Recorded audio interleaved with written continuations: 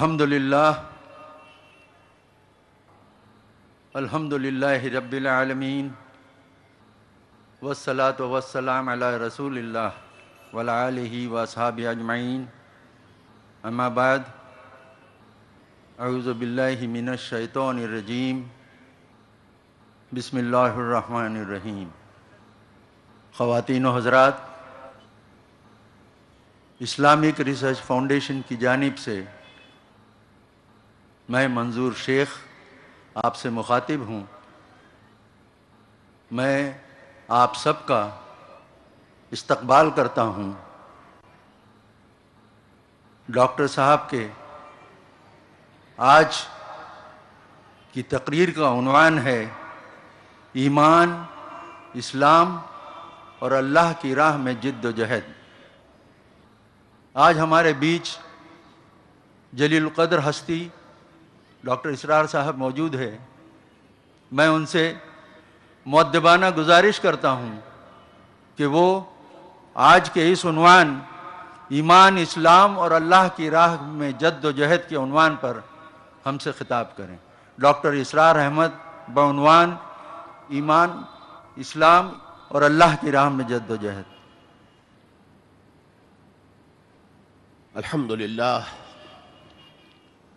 الحمد للہ وکفا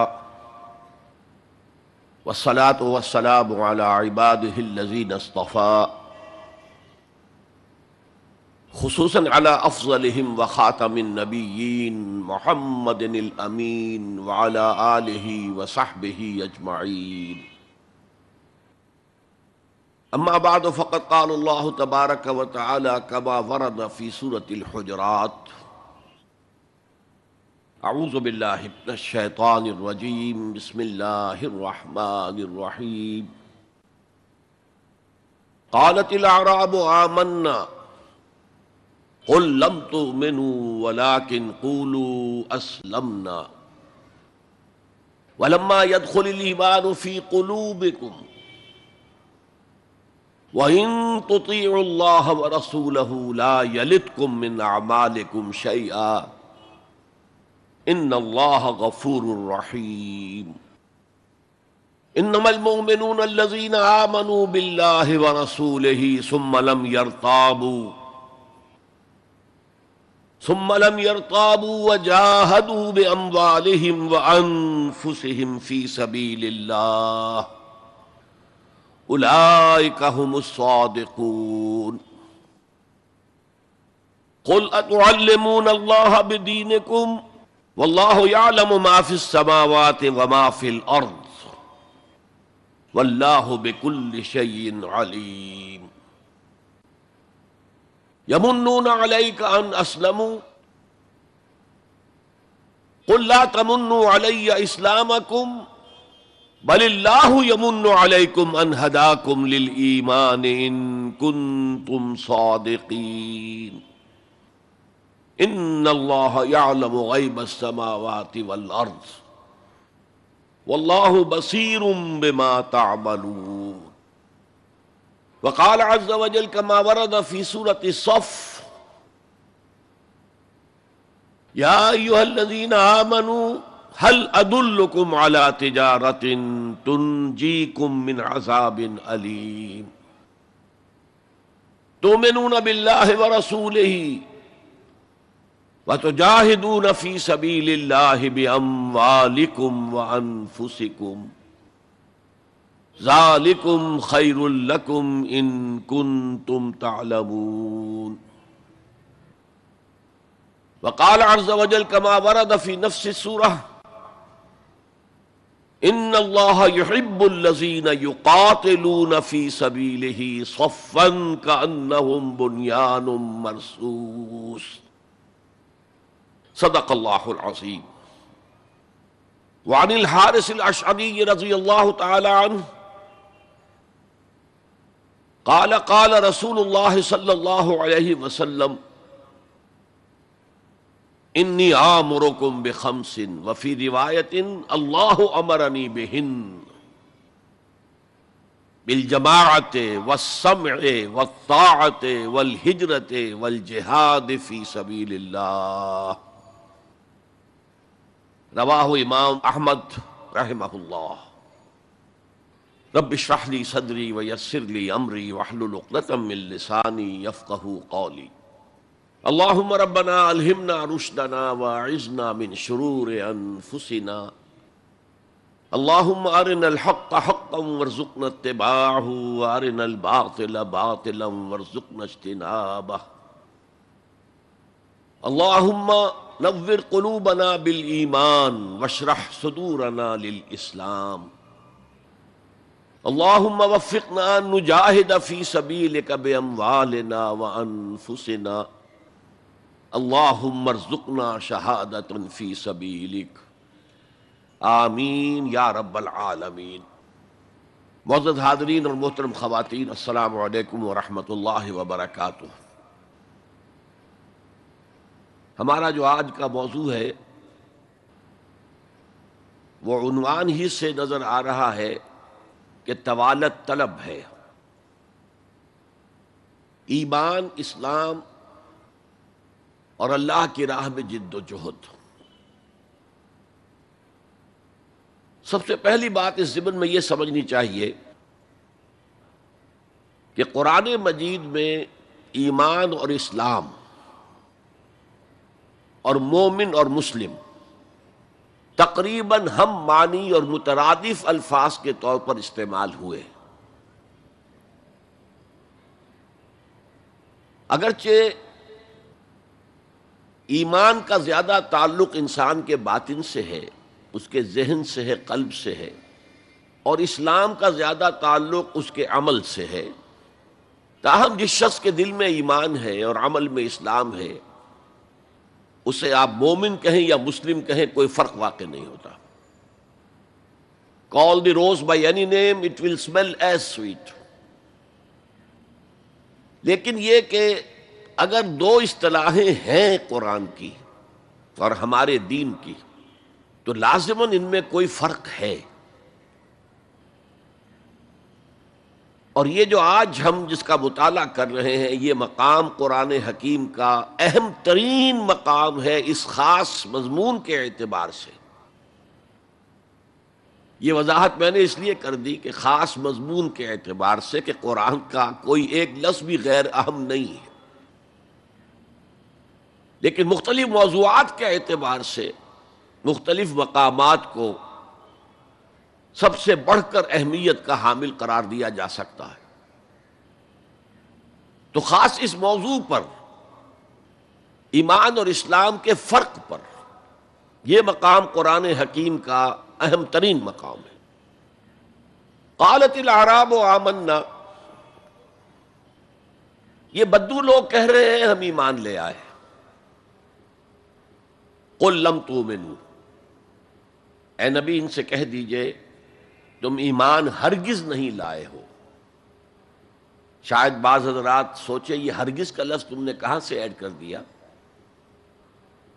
تو عربی میں فعل ماضی کی نفی کا ایک طریقہ یہ ہے کہ ماضی ہی کے صیغے پر ما کا اضافہ کر دیا، ما آمنتم، تم ایمان نہیں لائے ہو۔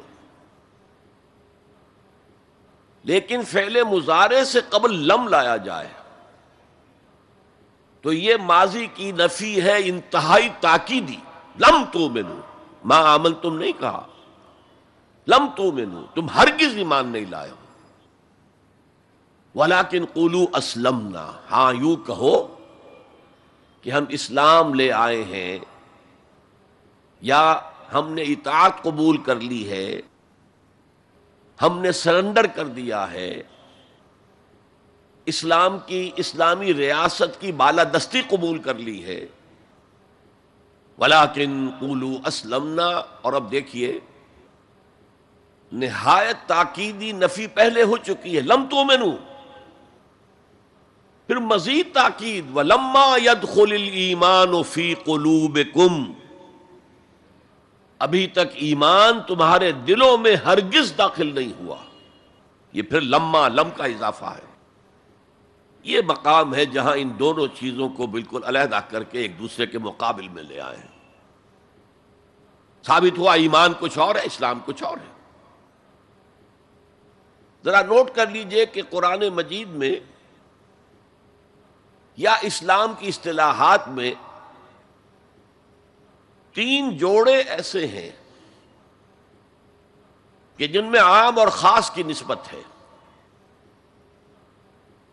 ایمان خاص ہے، اسلام عام ہے. یعنی ہر مومن تو لازماً مسلم ہے، ہر مسلم لازماً مومن نہیں ہے. یہی معاملہ نبی اور رسول کا ہے. نبی عام ہے، رسول خاص ہے. ہر رسول تو لازماً نبی ہے، لیکن ہر نبی لازماً رسول نہیں ہے. یہی معاملہ جہاد اور قتال کا ہے. قتال تو لازماً جہاد ہے، لیکن جہاد لازماً قتال نہیں ہے.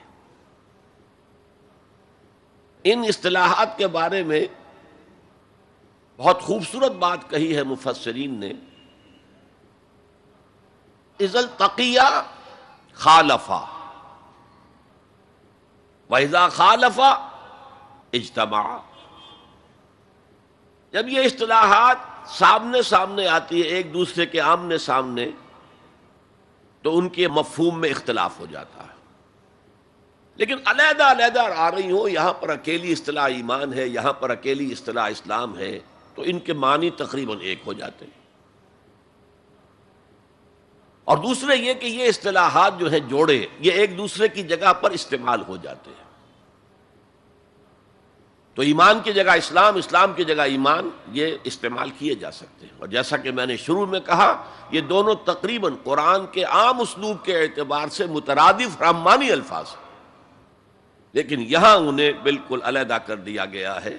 قالت الاعراب آمنا قل لم تؤمنوا ولكن قولوا اسلمنا ولما يدخل الايمان في قلوبكم. اب ذرا پس منظر سمجھیے کہ یہ کون لوگ تھے جن سے یہ کہا جا رہا ہے. دیکھیے، آپ کو معلوم ہے کہ ابتدا میں جب کہ حضور ابھی مکہ میں تشریف فرما تھے، تو جس شخص کے دل میں ایمان یقین کے درجے میں آ جاتا تھا، صرف وہی کہتا تھا اشہد ان لا الہ الا اللہ واشہد ان محمد رسول اللہ. گویا کہ ایمان پہلے آتا تھا، اسلام بعد میں آتا تھا. اس لیے کہ انہیں معلوم تھا کہ اسلام کے اعلان کا مطلب کیا ہوگا. گویا کہ اپنے معاشرے کو میں چیلنج کر رہا ہوں، اپنے خاندان سے ہی نہیں، اہل و عیال سے بھی کٹ جانے کے لیے تیار ہوں. جو شخص اس حد تک یقین کا حامل ہو جاتا تھا، وہ پھر اسلام کا اعلان کرتا تھا. لیکن رفتہ رفتہ صورت بدلی، خاص طور پر ہجرت کے فوراً بعد. آپ کو معلوم ہے کہ وہاں اللہ تعالیٰ نے ایسے حالات اور اسباب پیدا کر دیے کہ جو 2 قبیلے وہاں پر اصل عرب قبیلے آباد تھے، اوس اور خزرج، ان دونوں کے تمام اکابر ایمان لے آئے. اور قبائلی زندگی کا معاملہ آپ کو معلوم ہے کہ اگر سرداروں نے ایمان قبول کر لیا تو پھر دونوں قبیلوں نے ایمان قبول کر لیا. لیکن یہاں کیفیت اب وہ نہیں تھی. یقیناً بہت سے لوگ ان میں وہ تھے جنہوں نے دل کے ساتھ ایمان قبول کیا تھا، اس کے فیس ویلیو پر تسلیم کیا تھا. لیکن بہت سے لوگ وہ بھی تھے کہ جو یہ دیکھ کر کہ پورا قبیلہ اسلام لا رہا، چلو ہم بھی شامل ہو جائیں. یہ صورت تبدیل ہونی شروع ہو گئی.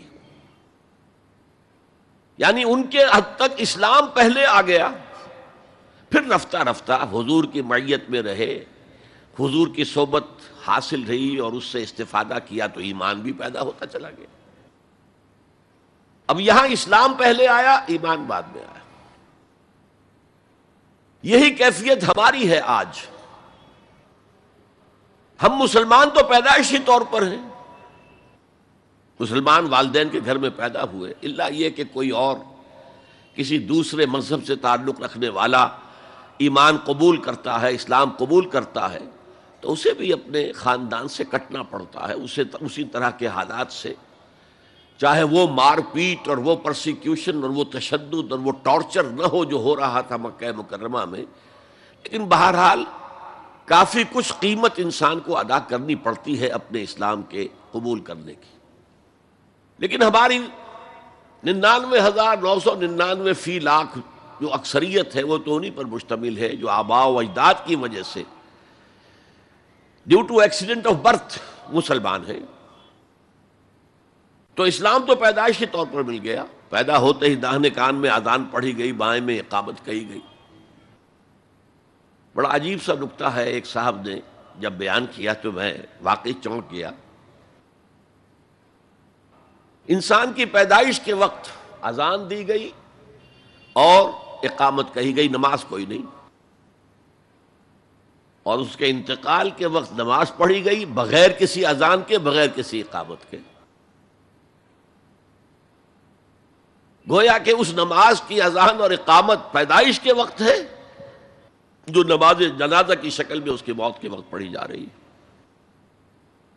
اور یوں کہا جا سکتا ہے کہ ہماری یہ دنیاوی زندگی بس اتنے ہی وقفے کا نام ہے جتنی کہ اذان اور اقامت اور نماز کے درمیان ہوتی ہے. بہرحال یہ جو صورتحال کی تبدیلی ہوئی، جس کو میں نے کہا کہ ہمارے ہاں یہ دوسری تبدیلی 100% موجود ہے، یہ تبدیلی اپنے کلائمیکس کو پہنچ گئی جب حضور کو اللہ تعالیٰ نے اتنی کامیابی عطا کی کہ مکہ بھی فتح ہو گیا. تو اگرچہ عرب میں کوئی فارمل گورنمنٹ نہیں تھی، کوئی حکومت فارمل وہاں قائم نہیں تھی، لیکن قریش کا مقام پورے عرب میں ایسے ہی تھا جیسے کہ کسی ملک کا صدر مقام ہوتا ہے. مذہبی مرکز وہی تھا، خانہ کعبہ وہاں تھا، تمام قبیلوں کے بت وہاں رکھے ہوئے تھے، قریش اس کے متولی تھے، لہذا قریش کو امتیازی حیثیت حاصل ہو گئی. اور اس کا سب سے بڑا معاشی فائدہ جو انہیں ہوا تھا وہ یہ تھا کہ جب کہ دوسرے کسی قبیلے کا کوئی تجارتی قافلہ بچ کر نہیں جا سکتا تھا، اس پہ لوٹ مار، وہاں قریش کے قافلے کو کوئی ہاتھ نہیں لگاتا تھا. اس لیے کہ ہمارے تو خدا ان کے ہاسٹیجز ہیں، ہمارے بت جو ہیں رکھے ہوئے ہیں ان کے پاس خانہ کعبہ کے اندر. اگر ہم ان کے قافلے پر کوئی حملہ کریں گے تو وہ ہمارے بتوں کی گردن توڑ کر یا ایسے اٹھا کر باہر پھینک دیں گے. تو بہت بڑا سیاسی اور بہت بڑا معاشی فائدہ قریش کو تھا اس خانہ کعبہ کی وجہ سے. اور اس پر ایک پوری سورت ہے قرآن مجید کی، لِإِلَافِ قُرَيْشٍ إِيلَافِهِمْ رِحْلَةَ الشِّتَاءِ وَالصَّيْفِ فَلْيَعْبُدُوا رَبَّ هَٰذَا الْبَيْتِ الَّذِي أَطْعَمَهُم مِّن جُوعٍ وَآمَنَهُم مِّن خَوْفٍ. اس گھر کی وجہ سے ان کو معاشی فوائد حاصل ہے اور امن حاصل ہے. بہرحال جب مکہ فتح ہو گیا حضور کے دست مبارک پر صلی اللہ علیہ وسلم، تو اب پورے عرب کے اطراف و اکناف میں یہ بات طے ہو گئی کہ اب جدید اصطلاح میں ہم کہیں گے it's no use continuing resistance. اب ہم کیا مخالفت کریں اور کیا اب آپ کا راستہ روکنے کی کوشش کریں. بات ختم ہو گئی جب مکے پر اب حضور کا قبضہ ہے صلی اللہ علیہ وسلم. تو اب قبیلوں نے اپنے وفد بھیجنے شروع کیے. فلاں وفد آ رہا ہے، ایمان کا اعلان کر رہے، پورا قبیلہ ایمان لے آیا ہے. فلاں قبیلے کا وفد آ رہا ہے، ایمان کا اظہار کر رہے، مسلمان ہو گئے ہیں، پورا عرب مسلمان ہو گئے. اب یہ لوگ جو ایمان لا رہے تھے، اور ایمان لانے کا مطلب کیا ہے؟ صرف یہ کہہ دینا اشہد ان لا الہ الا اللہ واشہد ان محمد رسول اللہ صلی اللہ علیہ وسلم. ان کی اندرونی کیفیات تین میں سے کوئی سی ایک ہو سکتی تھی. یا تو واقعی ان میں سے بھی کچھ لوگ ایسے تھے جو واقعتاً صدق دل سے ایمان لائے. ایسا بھی ہو سکتا ہے کہ وہ پہلے ہی سے ایمان لا چکے ہوں لیکن اپنے قبیلے کی عصبیت کی وجہ سے، اور یہ کہ پھر قبیلے کو چھوڑ کر کہیں جانا پڑے گا، وہ اظہار نہ کر رہے ہوں. اب اس کے اظہار کے اندر کوئی معنی نہیں رہا، کوئی رکاوٹ نہیں رہی، کوئی رسک نہیں رہا. یہ بھی ہو سکتا ہے. تو ایک ممکن کیفیت تو یہ تھی کہ وہ ایمان لائے ہو حقیقتاً صدق قلب سے، اور ایک ممکن صورت یہ تھی اور یہ ہر انقلابی عمل میں ہوتا ہے کہ مخالف انقلاب قوتیں جب یہ سمجھتی ہیں کہ اب ہمارا بس نہیں چلے گا، اب ہم انقلاب کا راستہ نہیں روک سکتے، تو بظاہر سرنڈر کر دیتے ہیں، لیکن دلوں میں ایک ارادہ ہوتا ہے دیکھیں گے کوئی موقع ملا، وہ حالات بدلے تو پھر ان سے نبٹ لیں گے۔ اگر کسی نے اس نیت سے اسلام کا اظہار کیا تو وہ گویا کہ منافق تھا، لیکن بہت سے لوگوں کی کیفیت ہو سکتی ہے نظری اعتبار سے کہ نہ مثبت طور پر ایمان ہے نہ منفی طور پر نفاق ہے، کوئی دھوکہ دینے کا ارادہ بھی نہیں ہے، کوئی صرف ٹائم گین کرنے کے لیے اسلام کا اظہار نہیں کیا ہے، تو گویا کہ یہ پازیٹو ویلیو ایمان کی +1 +2 +3 +4 ایمان کے درجے ہیں۔ ایک عام آدمی کا ایمان ہے، ایک ابو بکر صدیق کا ایمان ہے، زمین و آسمان کا فرق ہے۔ خود صحابہ میں یہ درجہ بندی تھی، اور ہم تو اپنے ایمان سے کیا نسبت اور کیا تناسب قائم کریں گے صحابہ کے ایمان کے ساتھ، بالخصوص ابو بکر صدیق جیسے صدیق اکبر کے ایمان کے ساتھ رضی اللہ تعالی عنہ۔ اسی طرح -1 -2 -3 -4 یہ منافقت کے درجے ہیں۔ کس درجے کا نفاق ہے، کس درجے میں ڈٹرمینیشن ہے کہ we have only to buy time, اب اس کے سوا چارہ نہیں ہے، اب ہم ریزسٹ نہیں کر سکتے، it's no use continuing resistance, سر جھکا لو and wait for some occasion opportunity کہ پھر کھڑے ہو اور اس انقلاب کو انڈو کر دیں، ختم کر دیں۔ کاؤنٹر ریولوشنری موومنٹ جیسے کہ بالفعل ہوئی، جھوٹے نبی کھڑے ہو گئے، اور ایک مرحلہ تو ایسا آیا کہ معلوم ہوتا تھا کہ پورا عرب مرتد ہو گیا، جیسے وہ شکل تھی اذا جاء نصر اللہ والفتح ورأیت الناس يدخلون فی دین اللہ افواجا، اس کے بالکل برعکس پوزیشن ہو گئی، یخرجون من دین اللہ افواجا۔ اسلام جو ہے وہ صرف چند شہر جو ہیں حجاز کے ان تک محدود رہ گیا۔ ابن تیمیہ رحمۃ اللہ علیہ نے ایک عنوان قائم کیا ہے، اثبات الاسلام بغیر الایمان، اسلام کا اثبات، تسلیم کر لینا اسلام کو بغیر ایمان کے۔ اس آیت کے حوالے سے قالت الاعراب آمنا قل لم تؤمنوا ولکن قولوا اسلمنا ولما يدخل الايمان في قلوبكم۔ اب اگلا ٹکڑا اس آیت کا یہ ثابت کر رہا ہے کہ وہ منافق نہیں تھے۔ وَإِن تُطِيعُوا اللَّهَ وَرَسُولَهُ لَا يَلِدْكُم مِّنْ أَعْمَالِكُمْ شَيْئًا، اگر تم اللہ اور اس کے رسول کی اطاعت کرتے رہو، اس لیے کہ اسلام کے معنی یہ تو ہے، یہ تو لازماً کرنا ہوگا۔ وہ دور جو ہے آج کی طرح تو نہیں تھا کہ نماز نہ پڑھو تب بھی مسلمان، پڑھو تب بھی مسلمان، کروڑ پتی ہونے کے باوجود حج نہ کرو تب بھی مسلمان، تو یہ بات تو نہیں تھی اس وقت، تو یہ کہ اطاعت تو کرنی پڑتی تھی، اس لیے کہ اطاعت تو ظاہر ہو جاتی ہے، کوئی کر رہا ہے کون نہیں کر رہا ہے۔ ایک چھوٹی سی بستی مدینے کی، ان میں کون نماز پڑھ رہا ہے کون نہیں پڑھ رہا صاف واضح ہوتا تھا، لہذا منافقین کو بھی آ کر نماز پڑھنی پڑتی تھی، بلکہ جو رئیس المنافقین تھا وہ ہمیشہ پہلی صف میں ہوتا تھا، اور جب حضور صلی اللہ علیہ وسلم خطبہ دینے کے لیے کھڑے ہوتے تھے تو پہلے وہ کھڑا ہوتا تھا اور کہتا لوگوں دیکھو ان کی بات توجہ سے سنو، یہ اللہ کے رسول ہیں۔ وہ اپنی اہمیت جتانے کے خاطر، اس لیے کہ یہ جو اوس اور خزرج کے دو قبیلے تھے، ان میں اوس کا قبیلہ چھوٹا تھا، خزرج کا بڑا تھا، اور اس کا سردار یہ تھا سب سے بڑا، اور اس کے لیے طے ہو چکا تھا، مدینے والے اس ضرورت کو محسوس کر رہے تھے کہ یہاں 5 قبیلے آباد ہیں، اور 2 تو قدیم عرب کے ہیں جو یمن سے آ کر آباد ہوئے، اوس اور خزرج، اور 3 عرب سے باہر سے آئے ہوئے ہیں یہودی قبائل، بنو قینقاع، بنو نذیر یا نذیر اور بنو قریظہ۔ اب 5 قبیلوں کا ایک شہر ہے، ہر قبیلے کا نظام تو اپنی جگہ مستحکم ہے، اس کا ایک سردار ہے اور اس کی بات قبیلے والوں کو ماننی ہے، لیکن ان 5 کے درمیان معاملات جو ہیں، کوئی آربیٹریٹر ہونا چاہیے، کوئی ایک ایسا ہونا چاہیے شخص کہ جس کی بات وہ 5 سنیں اور مانیں۔ اس لیے انہیں بادشاہ کی ضرورت محسوس ہوئی کہ کسی کو ہم اپنا بادشاہ بنا لیں. اور قرۂ فال بنام من دیوانہ زدند عبداللہ ابن ابی، اس کے بارے میں طے ہو گیا یہ ہمارا بادشاہ ہوگا. اس کے لیے تاج تیار ہو گیا سونے کا. تاج پوشی باقی تھی کہ حضور تشریف لے آئے بے تاج بادشاہ کی حیثیت سے. اس کے سارے خواب بکھر گئے. لہذا منافق اول بھی وہ اور رئیس المنافقین بھی وہ.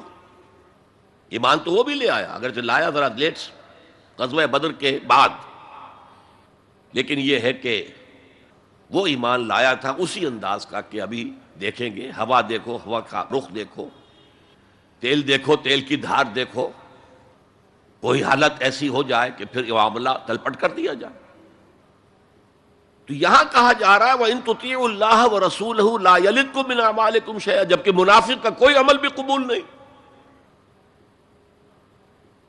لیکن یہاں فرمایا گیا کہ اگر تم اللہ اور اس کے رسول کی اطاعت کرتے رہو گے تو اللہ تعالیٰ تمہارے اعمال کے اجر و ثواب میں کوئی کمی نہیں کرے گا. دیکھیے اصولی اعتبار سے بات یہ ہے کہ ایمان کے بغیر کوئی عمل جو ہے قبول نہ ہو. یہاں ایمان کے بغیر نیکیوں کے اعمال کے قبولیت کا اعلان کیا جا رہا ہے. گویا کہ یہ ایک خاص رعایت ہے، اس لیے آیت ختم ہو رہی ہے ان اللہ غفور الرحیم. اللہ غفور ہے، اللہ رحیم ہے. یہ اس کے شان غفاری کا صدقہ ہے، یہ اس کی شان رحیمی کا صدقہ ہے کہ اس حال میں بھی تمہارے اعمال اگر تم اطاعت کرتے رہو گے اللہ اور اس کے رسول کی تو اللہ قبول فرما لے گا. البتہ یہاں یہ نوٹ آف کوشن سامنے رہنا چاہیے کہ اطاعت جزوی نہیں، اطاعت کلی، پوری کی پوری اطاعت. دو حکم بھی دیا گیا ہے، ماننا پڑے گا. جزوی اطاعت اطاعت نہیں ہے. Partial obedience is no obedience. اس لیے کہ اگر آپ نے ایک حکم قبول کر لیا ایک نہیں کیا تو جو نہیں کیا کیوں نہیں کیا کہ وہ آپ کے نفس کو پسند نہیں، جو قبول کیا وہ کیوں کیا کہ نفس نے الاؤ کر دیا آپ کو کہ ٹھیک ہے کر لو کوئی حرج نہیں. دونوں حالتوں میں ویٹو تو نفس کے ہاتھ میں ہے. لہذا partial obedience is no obedience at all. چنانچہ اس پر جو وعید آئی ہے سورہ بقرہ کی آیت نمبر 85 میں افتؤمنون ببعض الکتاب وتکفرون ببعض، تو کیا تم ہماری کتاب اور شریعت کے ایک حصے کو مانتے اور ایک کو نہیں مانتے؟ فما جزاء من یفعل ذلک منکم، تو جو کوئی بھی تم میں سے یہ روش اختیار کرے گا اس کی کوئی سزا نہیں ہے الا خزی فی الحیات الدنیا، سوائے اس کے کہ دنیا کی زندگی میں ذلیل اور خوار کر دیے جائیں. وَيَوْمَ الْقِيَامَةِ يُرَدُّونَ إِلَىٰ أَشَدِّ الْعَذَابِ، اور قیامت کے دن شدید ترین عذاب میں جھونک دیے جائیں. وَاللَّهُ بِغَافِلٍ عَمَّا تَعْمَلُونَ، اور جو کچھ تم کر رہے ہو اللہ اس سے غافل نہیں ہے. تم اپنی ظاہری ٹیپ ٹاپ سے، اپنے داڑھیوں کے طول سے اللہ کو دھوکہ نہیں دے سکتے، اپنے عمروں اور حجوں کی تعداد سے اللہ کو دھوکہ نہیں دے سکتے. He sees you through and through، تمہارے باطن کو دیکھتا ہے، تمہارے دل کو دیکھتا ہے. اسے معلوم ہے کہ تم نے حج تو کیا، حرام کی کمائی سے کیا ہے. بہرحال یہ بڑی شدید وعید والی آیت ہے قرآن مجید میں کہ جس کا نقشہ ہماری نگاہوں کے سامنے آج دنیا میں مسلمانوں کی کیا وقت ہے، کیا حیثیت ہے. 1.25 ارب سے لے کر 1.5 ارب تک کی تعداد ہے جو آنکی جاتی ہے مسلمانوں کی دنیا میں. گویا کہ ہر چوتھا یا ہر 5واں انسان مسلمان ہے. کتنا بڑا رقبہ ان کے قدم و تلے ہے. ہر طرح کے وسائل اللہ نے مہیا کیے ہیں، معدنیات، نباتات، پھر جو آج کی سب سے بڑی دولت تیل، اس کے سب سے بڑے ذخیرے مسلمانوں کے قدم و تلے. اس سب کے باوجود عزت نام کی کوئی شے نہیں. بین الاقوامی معاملات میں کوئی ہم سے رائے لیتا ہی نہیں. کسنمی پرسد کے بھیا کیستی تم ہو کون، تمہاری رائے کیا؟ G7 بیٹھیں گے, G9 بیٹھیں گے, G13 ہوں گے, G15 ہوں گے, وہ بیٹھ کر طے کریں گے. کوئی مسلمان ملک نہ G7 میں نہ G15 میں, جسے ہم محاورے میں کہتے ہیں نہ 3 میں نہ 13 میں. یہ ہے ہماری عزت آج دنیا میں. اکثر مسلمان ملکوں کی حکومتیں امریکہ کی جیب میں ہیں. یہ ہے ہماری حیثیت. تو ذلت جو ہے وہ تو آج ہم پر ہے مسلط.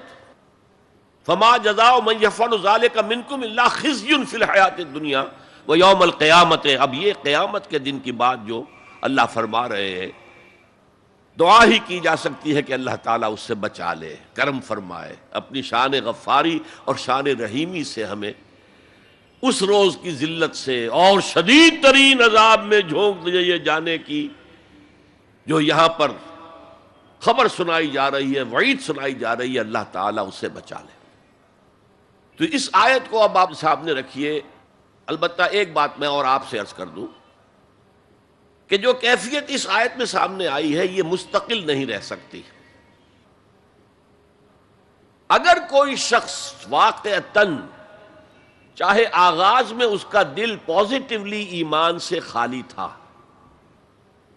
لیکن ساتھ ہی نیگیٹو نفاق سے بھی خالی تھا, کہہ سکتے ہیں زیرو لیول ہے, پلس ویلیوز اور مائنس ویلیوز کے درمیان زیرو آئے گا, تو باطن کے اعتبار سے چاہے وہ زیرو لیول پر تھا, لیکن اگر وہ اطاعت کرتا رہا, نماز پڑھتا رہا, روزہ رکھتا رہا, زکوٰۃ دیتا رہا, حرام چیزوں سے بچتا رہا, فرائض ادا کرتا رہا, تو اس سے لازماً ایمان پیدا ہو جائے گا اس کے دلوں میں. اس لیے کہ یہ دو طرفہ پروسیس ہے, بائی لیٹرل. ایمان سے عمل پیدا ہوتا, عمل سے ایمان پیدا ہوتا. عمل انسان جب کرتا ہے, اللہ کی راہ میں قربانیاں دیتا ہے, زادتہم ایمانا, ان کے ایمان میں اضافہ ہو گیا. اچھا, اب یہ ہے پس منظر ایمان اور اسلام کا فرق. اب اس کے حوالے سے یہ بھی, اس سے پہلے اگرچہ میں اشارے کر چکا ہوں, اسلام کی جو تعریف کی گئی ہے متفق علیہ روایت ہے حضرت عبداللہ ابن عمر سے رضی اللہ تعالی عنہما, بنی الاسلام علی خمس, اسلام کی عمارت 5 چیزوں پر قائم ہے.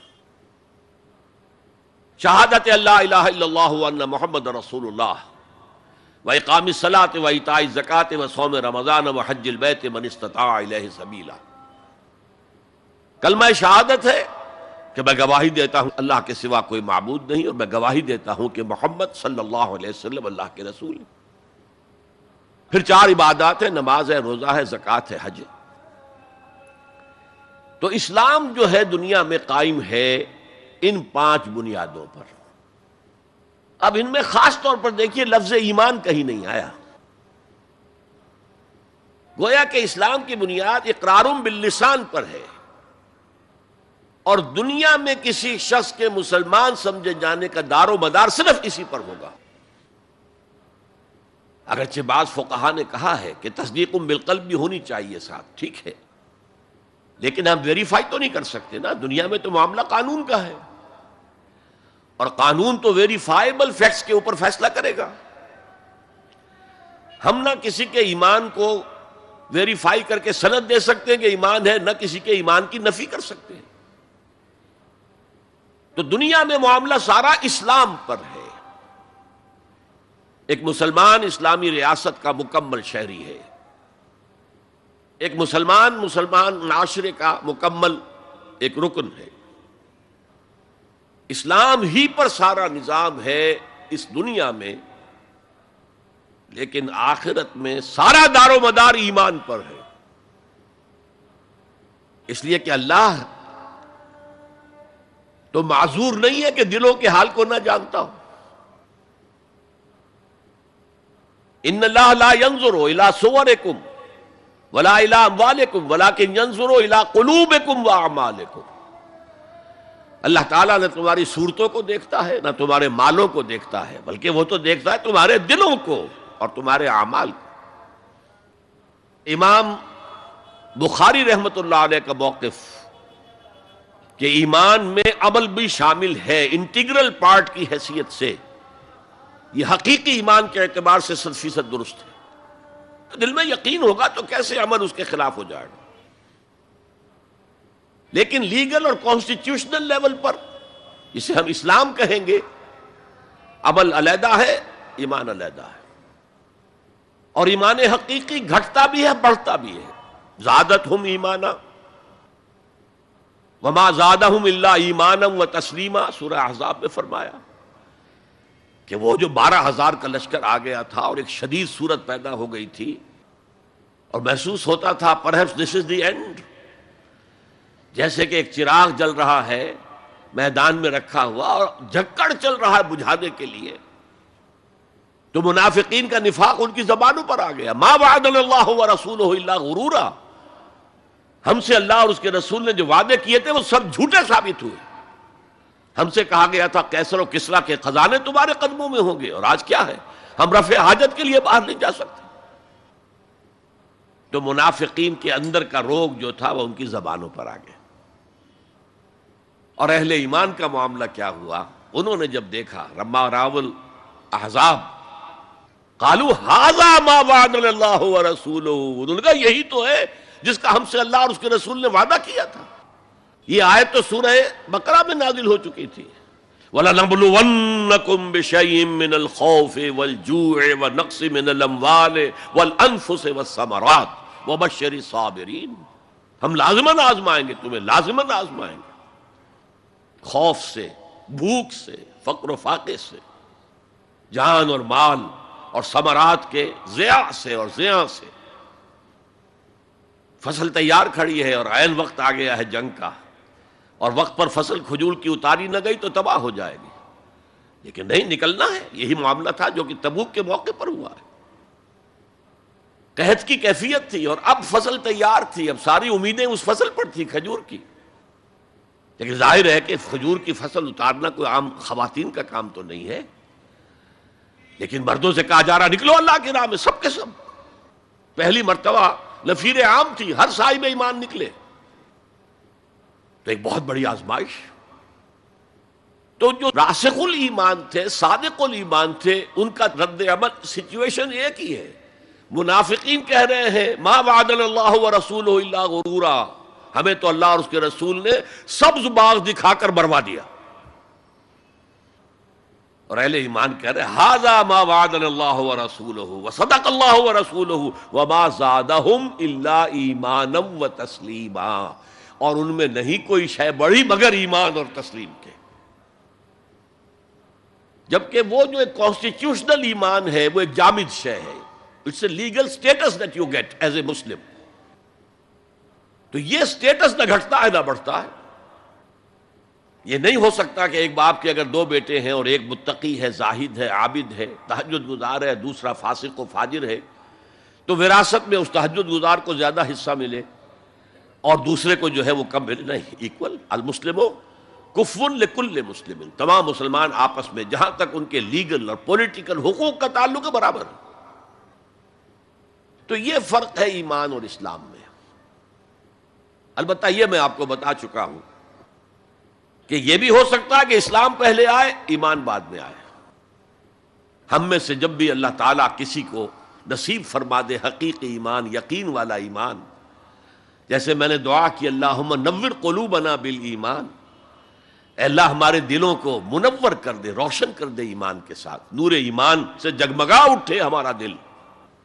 واشرح صدورنا للاسلام، اور ہمارے سینوں کو کھول دے اسلام کے لیے، اسلام کی ہر شے ہمیں حسین نظر آئے. حضور صلی اللہ علیہ وسلم کی حیات طیبہ کے آخری ایام میں یہ واقعہ پیش آیا کہ حضور مسجد نبوی میں تشریف فرما ہے، مجمع موجود ہے. اچانک ایک شخص ظاہر ہوتا، شدید و بیاض الثیاب، شدید و سواد الشعر، اس کا لباس انتہائی سفید صاف، کوئی اس پر دھبا نہیں، داغ نہیں، میل نہیں. بال انتہائی سیاہ چمکدار، گرد آلود نہیں.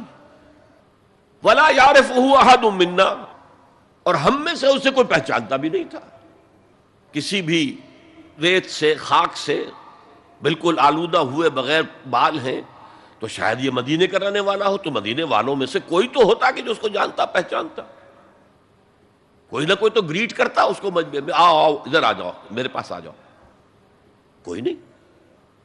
اور اگر براہ راست باہر سفر سے آ رہا ہے تو کچھ گرد آلود بال ہوتے، کچھ کپڑے میلے کچیلے ہوتے، تو لوگ حیران تھے۔ اور مزید یہ کہ اس نے سیدھا تیر کی طرح مجمع کو چیرتا ہوا حضور کے عین سامنے جا کر بیٹھ گیا۔ اب لوگ حیران ہیں، یہ ہے کون؟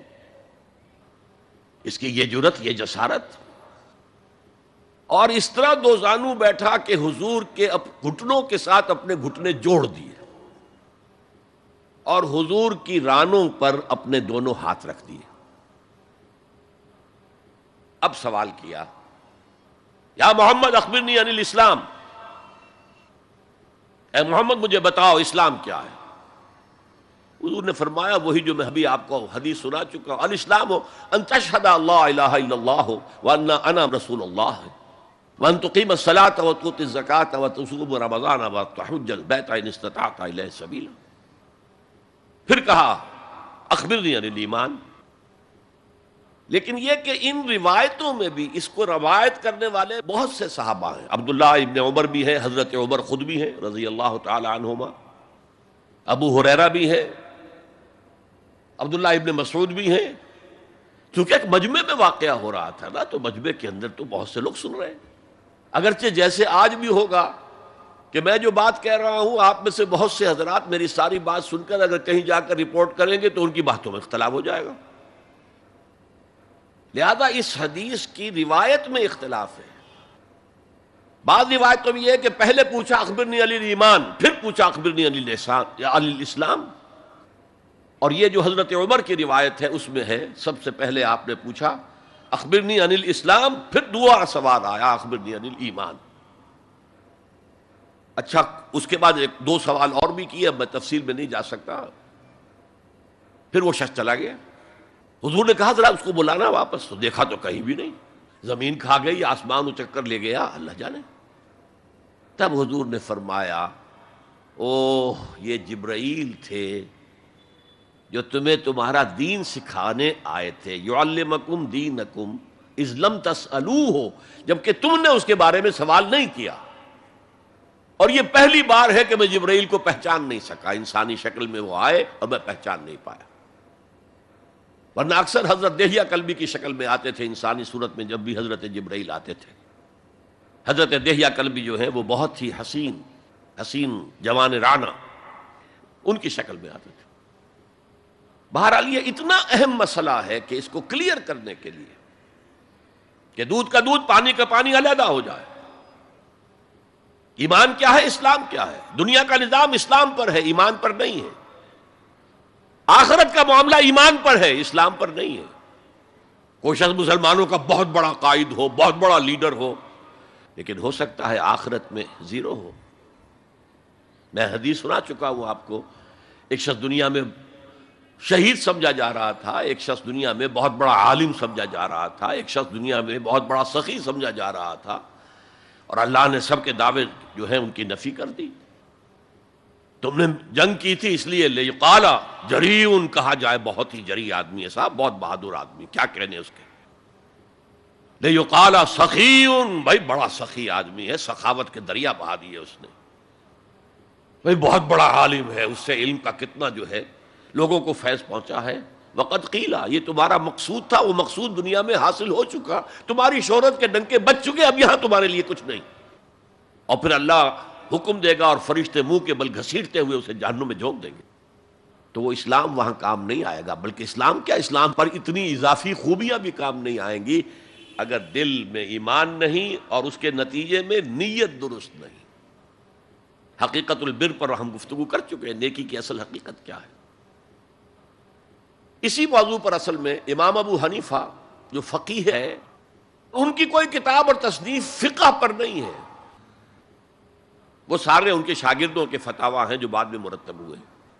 ہاں ان کی ایک تصنیف ہے الفقہ الاکبر، بڑی فقہ، جو میجر ایشوز ہیں، مسلمان کون ہے، اور مسلمان گناہ کبیرہ کرے تو کافر ہو جاتا یا نہیں ہو جاتا، بعض احادیث سے ثابت ہوتا ہے کہ وہ تو کافر ہو گیا، ایمان سے محروم ہو گیا. میں وہ حدیث سنا چکا ہوں آپ کو، واللہ لا یؤمن واللہ لا یؤمن واللہ لا یؤمن.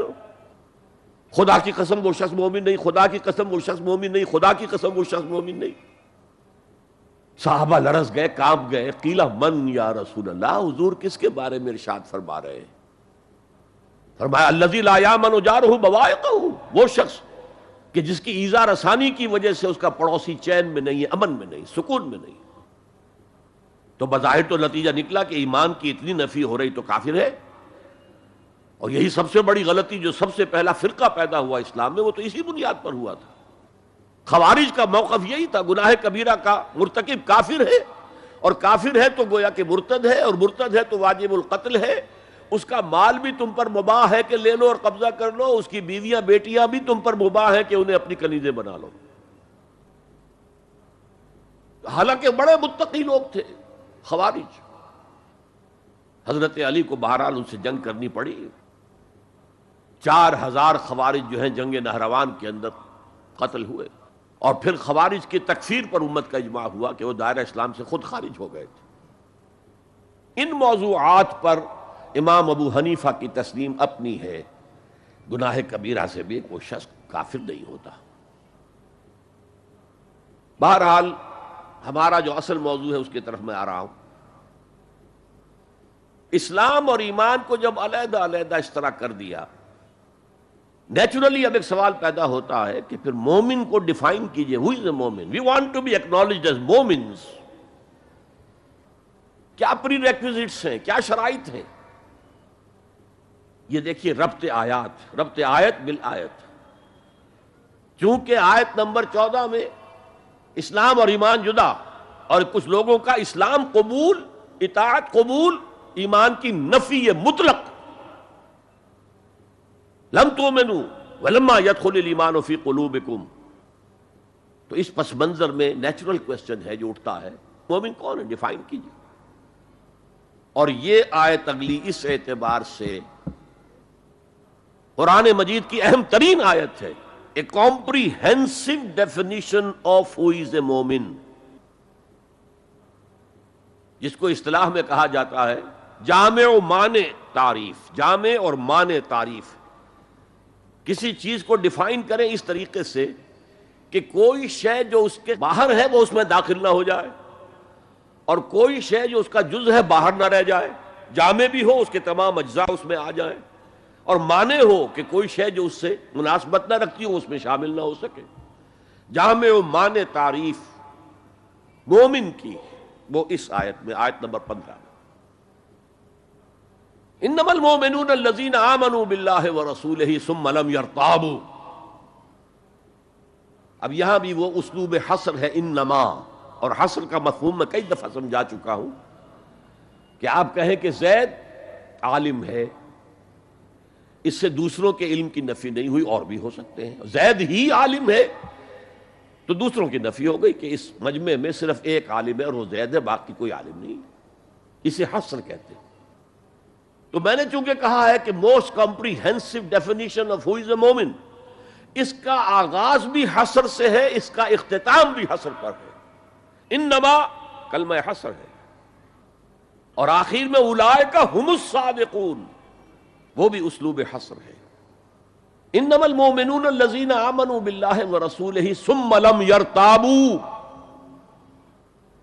مومن تو صرف وہ ہے جو ایمان لائے اللہ پر اور اس کے رسول پر، پھر شک میں ہرگز نہیں پڑے. یہ پھر لم آ گیا، یہاں مرتابو نہیں آیا، لم یرتابو، ہرگز شک میں نہیں پڑے. یہ واحد مقام قرآن کا جہاں پر کہ یہ لفظ اضافی طور پر آیا ہے ایمان کے بعد. ثم لم یرتابو، یرتابو بنا ریب سے، شک. الف لام میم ذالک الکتاب لا ریب فیہ. ارتابا یرتابو، شک میں پڑ جانا. ثم لم یرتابو، پھر شک میں ہرگز نہیں پڑے. ان کا دل ایمان پر یقین کے ساتھ معمور ہو گیا. چنانچہ پازیٹو انداز میں یہی شان بیان ہوئی ہے صحابہ کی اکثریت کی اسی سورہ حجرات میں. فرمایا گیا صحابہ کرام سے وَلَٰكِنَّ اللَّهَ حَبَّبَ إِلَيْكُمُ الْإِيمَانَ. وَزَيَّنَهُ فِي قُلُوبِكُمْ، اللہ نے تو تمہارے نزدیک ایمان کو محبوب بنا دیا ہے اور تمہارے دلوں میں کھبا دیا ہے، مزین کر دیا تمہارے دلوں کو ایمان سے، منور کر دیا تمہارے دلوں کو ایمان سے۔ تو یہاں فرمایا انما المؤمنون الذین آمنوا باللہ ورسولہ ثم لم یرتابوا، اضافی شرط، وجاہدوا باموالہم وانفسہم فی سبیل اللہ، اور جہاد کیا انہوں نے اپنے مالوں کے ساتھ اور جانوں کے ساتھ اللہ کی راہ میں، یہ دوسری شرط لازم۔ تو یا جہاد کے بغیر کوئی ایمان نہیں، یہ جامع و معنی تعریف ہے۔ اولئک ھم الصادقون، صرف یہ لوگ سچے ہیں۔ یہ اگر دعویٰ کریں آمنا تو ٹھیک ہے، ان کا دعویٰ صحیح ہے، درست ہے، لیکن یہ دو پری ریکوزٹس پورے کرنے ہوں گے۔ اب اس کو میں سمجھانے کے لیے کہا کرتا ہوں کہ دیکھیے، یہ 5 ارکان تو اسلام کے ہو گئے، کلمہ شہادت، نماز، روزہ، حج، زکوٰۃ۔ اس میں جب حقیقی ایمان دلوں میں اتر جائے گا تو ایک تو رکن یہاں اضافی ہو جائے گا، یقین قلب، صرف گواہی نہیں، صرف وربل اٹیسٹیشن نہیں، یقین قلب بھی، اور دوسرا عمل میں آ جائے گا جہاد فی سبیل اللہ۔ وہ 5 ارکان قائم رہیں گے۔ اسلام عام ہے، ایمان خاص ہے، تو اسلام کے 5 ارکان تو ہیں موجود، وہ تو شامل رہیں گے، اگرچہ ظاہر بات ہے جب دل میں یقین پیدا ہو جائے گا تو اب نماز کی شان کچھ اور ہوگی۔ ایک ہے چھدا اتارا جا رہا ہے، بس نماز ایک فقہی جو ہے وہ ہم نے ادا کر دی ہے، جس کو کہا گیا ہے کہ جیسے مرغا ٹھونگے مارتا ہے ایسے سجدے کیے ہیں اور گئے۔ ایک نماز وہ ہوگی جسے حضور نے کہا الصلاۃ معراج المومنین، تو ایمان حقیقی کے ساتھ نماز کی شان کچھ اور ہوگی، اور ایک اس رسمی سے اسلام کے ساتھ نماز کی شان کچھ اور ہوگی، لیکن وہ 5 ارکان قائم رہیں گے، 2 کا اضافہ ہو جائے گا، شہادت کے بعد اس کے ساتھ یقین قلبی، اور ان 4 عبادات کے ساتھ جہاد فی سبیل اللہ۔ یہ جو رے آف لائٹ کا جو اسپیکٹرم بنتا ہے اسے پرزم میں سے جب گزارے تو 7 روشنیاں نظر آتی ہیں، وہ تو نظر آتی ہے، 2 اور بھی ہیں جو نظر نہیں آتی، الٹرا وائلٹ، انفرا ریڈ۔ یہ الٹرا وائلٹ ہے اور یہ انفرا ریڈ ہے جہاد والی، جس میں جانیں دینی پڑتی ہے، خون کا معاملہ بھی آتا ہے۔ یہ گویا کہ حقیقی ایمان کے 7 ارکان ہو جائیں گے، 5 جمع 2، تب وہ شخص مومن کہلانے کا مستحق ہوگا۔ قُلْ أَتُعَلِّمُونَ اللَّهَ بِدِينِكُمْ، اے نبی ان سے کہیے تم اللہ کو بتانا چاہتے ہو، جتلانا چاہتے ہو اپنا دین۔ میں چونکہ ہریانہ میں پیدا ہوا تھا، حصار میں، تو وہاں کی جو مقامی بولی تھی اس کی کچھ چیزیں یاد ہیں۔ تھوتھا چنا باجے گھنا، جو چنا اندر سے خالی ہو گیا، کیڑا کھا چکا ہے، اس کے اندر آواز زیادہ ہو جاتی ہے۔ خالی برتن زیادہ آواز دیتا ہے، برتن بھرا ہوا ہے تو ظاہر بات ہے ڈل ہو جائے گی۔ تو وہاں تھوتھا چنا، کھوکھلا چنا، باجے گھنا، اس کی آواز جو ہے زیادہ آتی ہے۔ تو جن کے دلوں میں وہ ایمان نہیں تھا وہ بڑھ چڑھ کر کے ہم دیکھیے جی ہم تو اسلام لے آئے، ہم تو بغیر لڑے بڑے اسلام لے آئے۔ حضور ہمارے ساتھ تو خصوصی معاملہ ہونا چاہیے، ہمیں زکوٰۃ میں سے خصوصی حصہ ملنا چاہیے۔ یہ جو وہ جتلاتے تھے اپنے دین کو، تو فرمایا قُلْ أَتُعَلِّمُونَ اللَّهَ بِدِينِكُمْ، کیا اللہ کو اپنا دین جتلا رہے ہو؟ وَاللَّهُ يَعْلَمُ مَا فِي السَّمَاوَاتِ وَمَا فِي الْأَرْضِ، اللہ کو تو معلوم ہے جو کچھ آسمانوں میں ہے اور جو کچھ زمین میں ہے۔ وَاللَّهُ بِكُلِّ شَيْءٍ عَلِيمٌ، اللہ تو ہر چیز کا جاننے والا ہے۔ اگر حقیقی ایمان تمہارے دلوں میں تو اللہ کو معلوم ہے، اور جیسا ایمان تم لائے ہو اللہ جانتا ہے اس کو۔ آیا واقعی صدق دل کے ساتھ ہے، یا نفاق کے اور دھوکے کے ساتھ ہے، یا یہ کہ خالی اسلام ہے، زیرو لیول ہے۔ یمنون علیک ان اسلموا، اے نبی یہ آپ پر احسان دھر رہے ہیں کہ ہم اسلام لے آئے، دیکھیے جی ہم نے تو اطاعت قبول کر لی، آپ نے قریش سے تو اتنی جنگیں کی ہیں، فلاں سے تو اتنی جنگیں کی ہیں، آپ کے ساتھ ہی اتنے شہید بھی ہوئے، ہم نے تو جنگ نہیں کی، ہم ایسے ہی مان لے آئے ہیں، تو گویا کہ احسان ہے ہمارا۔ یمنون علیک، مننا یمنو، احسان دھرنا، یمنون علیک ان اسلموا قل لا تمنوا علی اسلامکم، کہہ دیجئے مجھ پر اپنے اسلام کا احسان مت دھرو، بل اللہ یمن علیکم ان ہداکم للایمان، بلکہ اللہ تم پر احسان دھرتا ہے کہ تمہیں اسلام کا راستہ دکھا دیا ہے، تم اسلام میں آ گئے ہو تو ایمان کا راستہ تمہیں دکھا دیا ہے، اب عمل کرتے رہو گے تو ایمان پیدا ہو جائے گا۔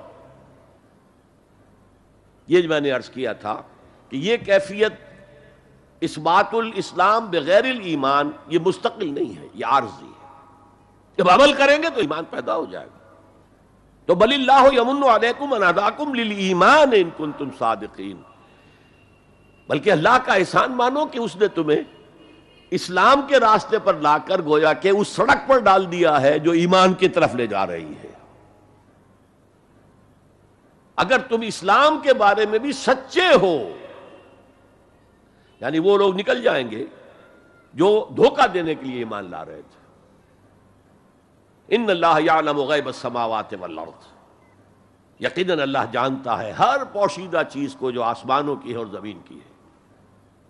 اور یہ غیب کا لفظ ہماری نسبت سے ہے، نوٹ کر لیجئے اسے، اللہ کے لیے کوئی غیب نہیں ہے، سرے سے کوئی غیب، ہر شے اس کے لیے شہود ہے، ہر شے ہر آن اس کی نگاہوں کے سامنے، کوئی شے اس کے لیے غیب نہیں۔ یہ ریلیٹو ٹرم ہے جو ہمارے لیے غیب ہے۔ واللہ بصیر بما تعملون، اور جو کچھ تم کر رہے ہو اللہ اسے دیکھ رہا ہے۔ اچھا، اب پھر پہلی دو آیات کی طرف آ جائیے۔ اسلام ایمان علیحدہ چیزیں، ایمان کی تعریف یقین قلبی دل میں اور جہاد فی سبیل اللہ عمل میں۔ گویا کہ ان میں سے کوئی ایک چیز بھی نہیں ہے تو پھر مومن نہیں ہو تم، دل میں یقین نہیں تو مومن نہیں، عمل میں جہاد نہیں تو مومن نہیں۔ اب اسی کو دوسرے مقام سے جو میں نے آیات پڑھی تھی، سورہ صف کی آیت نمبر 10-11، یا ایھا الذین آمنوا هل ادلکم علی تجارۃ تنجیکم من عذاب علیم، اے اہل ایمان کیا میں تمہاری رہنمائی کروں اس تجارت کی جانب جو تمہیں جہنم کے عذاب سے بچا دے، نجات دے دے۔ سوالیہ انداز، یہ قرآن کا بھی انداز ہے، حضور کا بھی انداز تھا۔ پہلے سوال کیا جائے تاکہ اذہان سوچنے کی طرف آمادہ ہو جائے، تیار ہو جائیں کہ اب آگے کیا بات آ رہی ہے۔ حضور بھی سوال کیا کرتے تھے، اتدرون من المفلس، تم جانتے ہو مفلس کسے کہتے ہیں؟ اکثر و بیشتر صحابہ کا جواب ہوتا تھا اللہ و رسول عالم، اللہ اور اس کا رسول بہتر جانتے ہیں۔ پھر حضور دوبارہ پوچھتے تھے تو اپنی اپنی سمجھ کے مطابق جواب دیتے تھے۔ المفلس عندنا ما لا درہم لہ ولا دینارا، حضور ہم مصرف اسی کو سمجھتے ہیں جس کے پاس نہ درہم ہے نہ دینار ہے۔ فرمایا نہیں، میری امت کا مفلس وہ ہوگا جو قیامت میں حاضر ہوگا تو نمازوں کی بھی بہت بڑی گٹھری لے کر آئے گا، روزے بھی ہوں گے، عمرے بھی ہوں گے، حج بھی ہوں گے، نیکیوں کی بہت بڑی بڑی گانٹھیں ساتھ ہوں گی، لیکن حقوق العباد میں اس نے کوتاہی کی ہوگی۔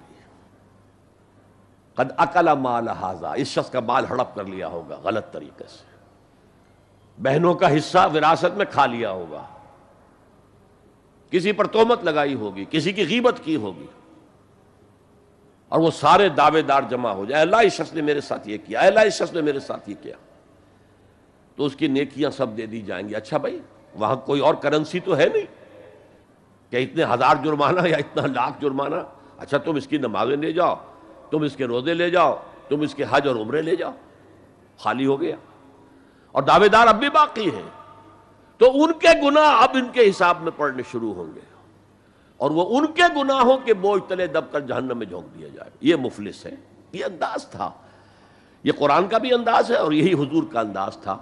یا ایھا الذین آمنوا هل ادلکم علی تجارۃ تنجیکم من عذاب علیم، اے ایمان والو، اے ایمان کے دعوے دارو، یا اے وہ لوگوں جو ایمان قانونی حاصل کر چکے ہو، یا اے وہ مسلمانوں جن کی رسائی ابھی تک حقیقی ایمان تک نہیں ہوئی، یا ایھا الذین آمنوا هل ادلکم علی تجارۃ تنجیکم من عذاب علیم، کیا میں بتاؤں تمہیں وہ تجارت، وہ کاروبار جس کا نفع کیا ہوگا کہ جہنم سے چھٹکارا پا جاؤ۔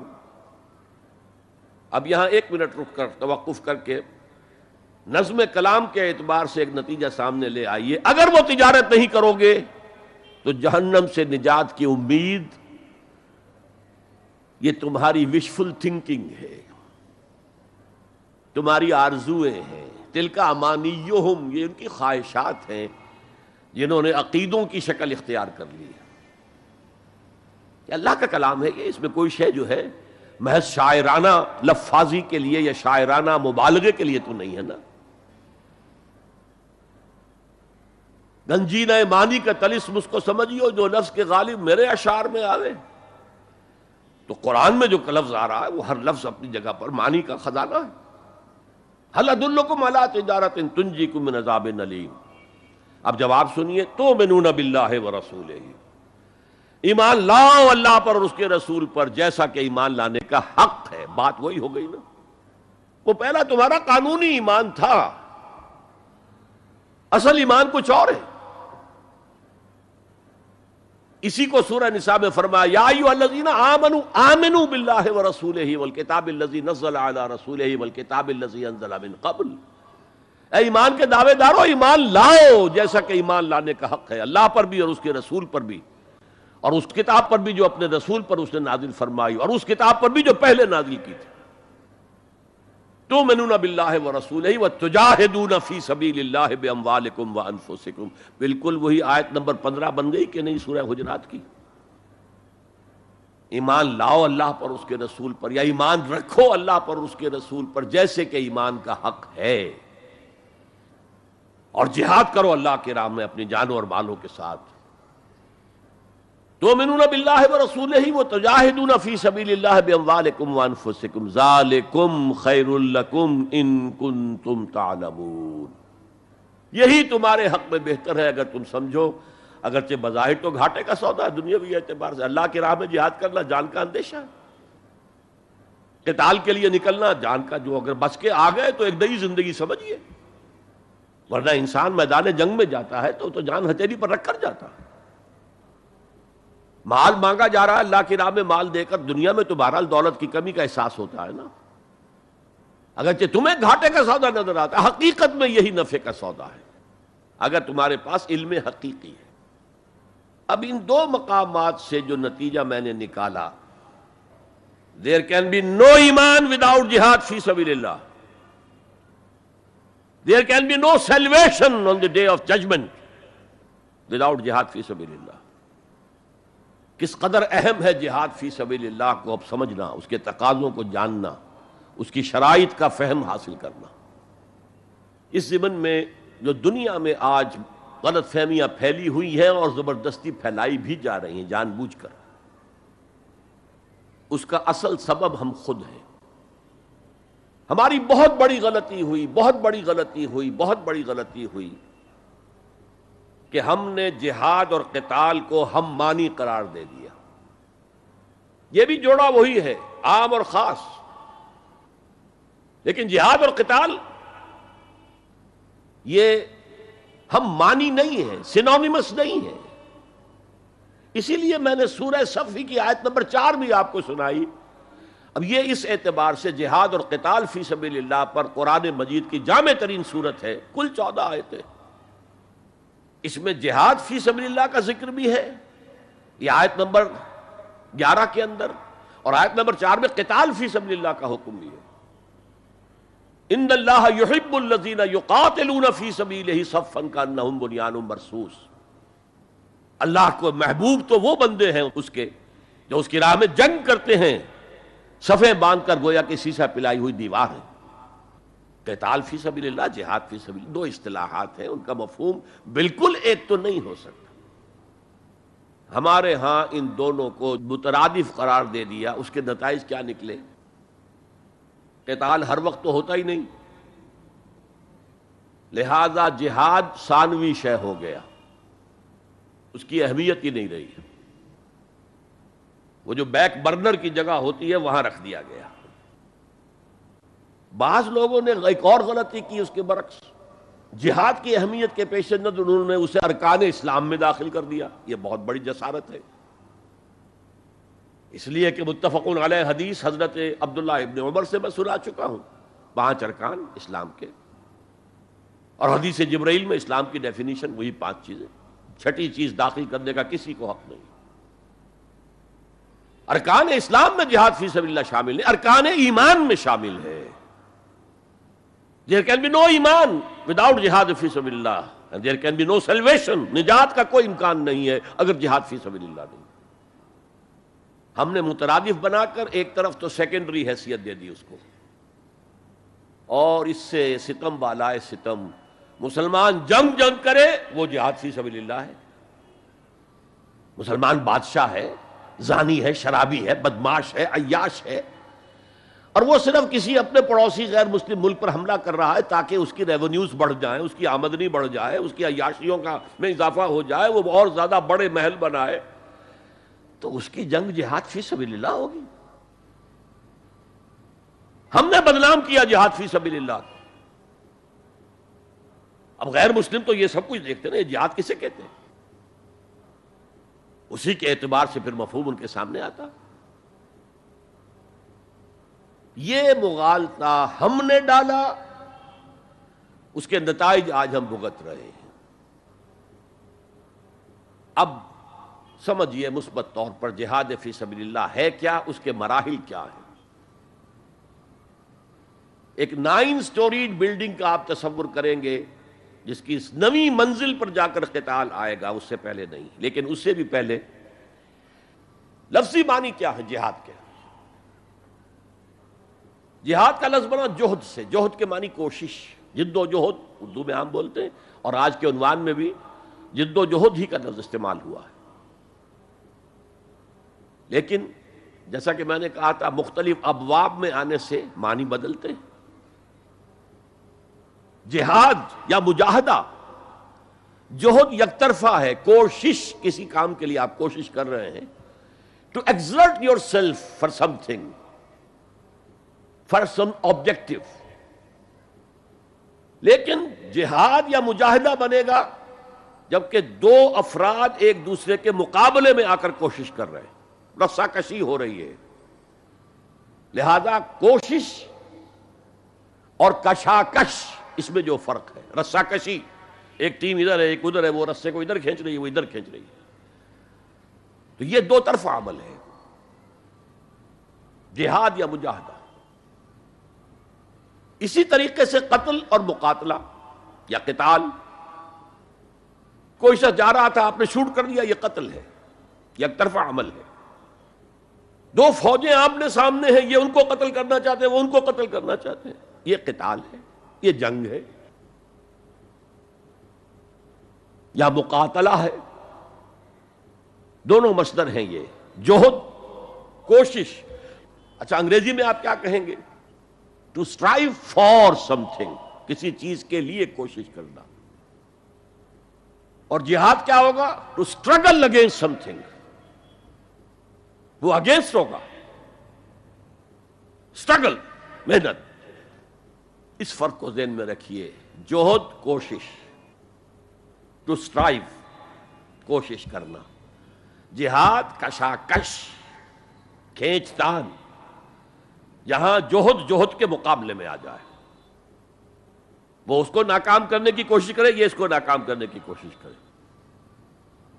ایک ویکنسی ڈکلیئر ہوئی ہے، اب آپ پورا زور لگا رہے ہیں، جو سفارش ہو سکے، جو کچھ ہو سکے کسی طریقے سے مجھے ملے، ایک اور شخص بھی زور لگا رہا ہے، یہ آپ کا جہاد ہو رہا ہے۔ اور قتل یک طرفہ عمل ہے، قتال جنگ ہے، دو طرفہ ہے۔ اب دیکھیے یہ جو جہاد ہے یہ اس کائنات کی سب سے بڑی حقیقت ہے۔ Every living organism on this planet is continuously in jihad۔ آپ خود کہتے ہیں struggle for existence، مقابلہ نہیں ہوتا اس میں۔ کاروبار میں مقابلہ ہو رہا ہے، ملازمتوں میں مقابلہ ہو رہا ہے، مقابلوں کے امتحان ہو رہے ہیں، حیوانات جرثومے چھوٹے چھوٹے سے، struggle for existence۔ اسے جہاد زندگانی کہیں گے آپ، جہاد زندگی۔ Every living creature، every living organism is engaged in continuous jihad, struggle for existence۔ اس کو جہاد زندگانی کا لفظ دیا اقبال نے۔ یقین محکم عمل پہ ہم محبت فاتح عالم، جہاد زندگانی میں ہے یہ مردوں کی شمشیریں۔ اچھا، مسلمان بھی جب یہ کام کرتا ہے، جہد للبقاء، اسٹرگل فار ایگزسٹنس، اگر وہ شریعت کے احکام کے مطابق کر رہا ہے تو یہ عبادت ہے۔ اگر حرام ذریعے استعمال کر رہا ہے، غلط ذریعے استعمال کر رہا ہے، دھوکہ دے رہا ہے، جھوٹی قسمیں کھا رہا ہے، تو یہ حرام کے درجے میں چلا گیا۔ اور اگر آپ اپنی اس جہد بقا کو، جہاد وجود کو، جہاد زندگانی کو اسلام کے اصولوں کے مطابق کر رہے ہیں، یہ عبادت ہے۔ حضور نے فرمایا القاسم و حبیب اللہ، جو شخص محنت کر کے کماتا ہے وہ اللہ کا ساتھی، اللہ کا دوست ہے، حبیب اللہ۔ اور سب سے بہترین کھانا بتایا وہ ہے رزق جو اپنے ہاتھ کی کمائی سے ہو، محنت، مشقت۔ بہرحال یہ جہاد کا ایک آغاز ہے، میں نے کہا تھا یہ یونیورسل فینومینن ہے، یونیورسل، اس کائنات کی سب سے بڑی حقیقت یہی ہے۔ اس سے اوپر اٹھیے، انسانی سطح پر سب سے بڑا جہاد اپنے حقوق کا حصول، the freedom struggle, the struggle for self determination. کوئی قوم آ کر آپ پر حاکم ہو گئی، اس سے نجات حاصل کرنا، یہ جہاد فی سبیل الحریت۔ فی سبیل کسے کہتے ہیں؟ For the cause of, in the cause of. جہاد فی سبیل الحریت جائز ہے، سب کریں گے، سب کی آزادی حق ہے، کسی کو غلام بنا کر رکھنے کا کسی کو اختیار نہیں ہے۔ تو struggle for freedom it's a universal phenomenon, اور مسلمان بھی اگر کرے گا اور اللہ کی حدود کے اندر رہ کر کرے گا تو وہ بھی اللہ کے ہاں وہ اجر و ثواب کا مستحق ہوگا، بلکہ اگر جان دے دے گا شہید شمار ہوگا۔ اس لیے کہ حضور کی ایک حدیث ہے، من قتل دون مالہ فہو شہید، جو شخص اپنے مال کی حفاظت میں مارا گیا وہ بھی شہید ہے۔ اب آپ کہیں جا رہے تھے، آپ کے پاس کچھ مال ہے، جیب میں کچھ ہے، کوئی ڈاکو آ گئے، آپ کو گھیر لیے۔ اب آپ کے پاس دو راستے، ایک تو آپ کہے لو بھائی جو کچھ ہے یہ حاضر ہے، لے لو، میری جان بخشی کرو، اور ایک یہ کہ آپ ڈٹ جائیں۔ اس ڈٹ جانے میں اگر جان چلی گئی تو آپ شہید ہیں۔ من قتل دون مالہ، تو مال سے تو 1000 گنا بڑی شے ہے حریت، فی سبیل الحریہ۔ لیکن ہم نے کیا غلطی کی؟ فریڈم سٹرگل کو بھی جہاد فی سبیل اللہ کہہ دیا، بہت بڑی غلطی، جس کا سب سے بڑا مظہر میں آپ کو بتاتا ہوں۔ یہ مڈ 50s کی بات ہے، میں اپنے MBBS سے فارغ ہو کر منٹگومری میں، جو اب سائیوال کہلاتا، جا کر آباد ہو گیا تھا والدین کے پاس۔ الجزائر میں اس وقت فریڈم سٹرگل چل رہی تھی فرانس کے خلاف، تو اس کے لیے کچھ فنڈز حاصل کرنے کے لیے ایک وفد آیا پاکستان کے دورے پر۔ ایک تو کرنل صاحب تھے، کرنل عودہ، وہ تو داڑھی مونچھ صاف تھے جیسے ہوتے ہیں عام طور پر فوجی، لیکن ایک بہت بڑے عالم دین علامہ بشیر الابراہیمی الجزائری، بہت مشہور، بہت بڑے عالم، وہ بھی ساتھ تھے۔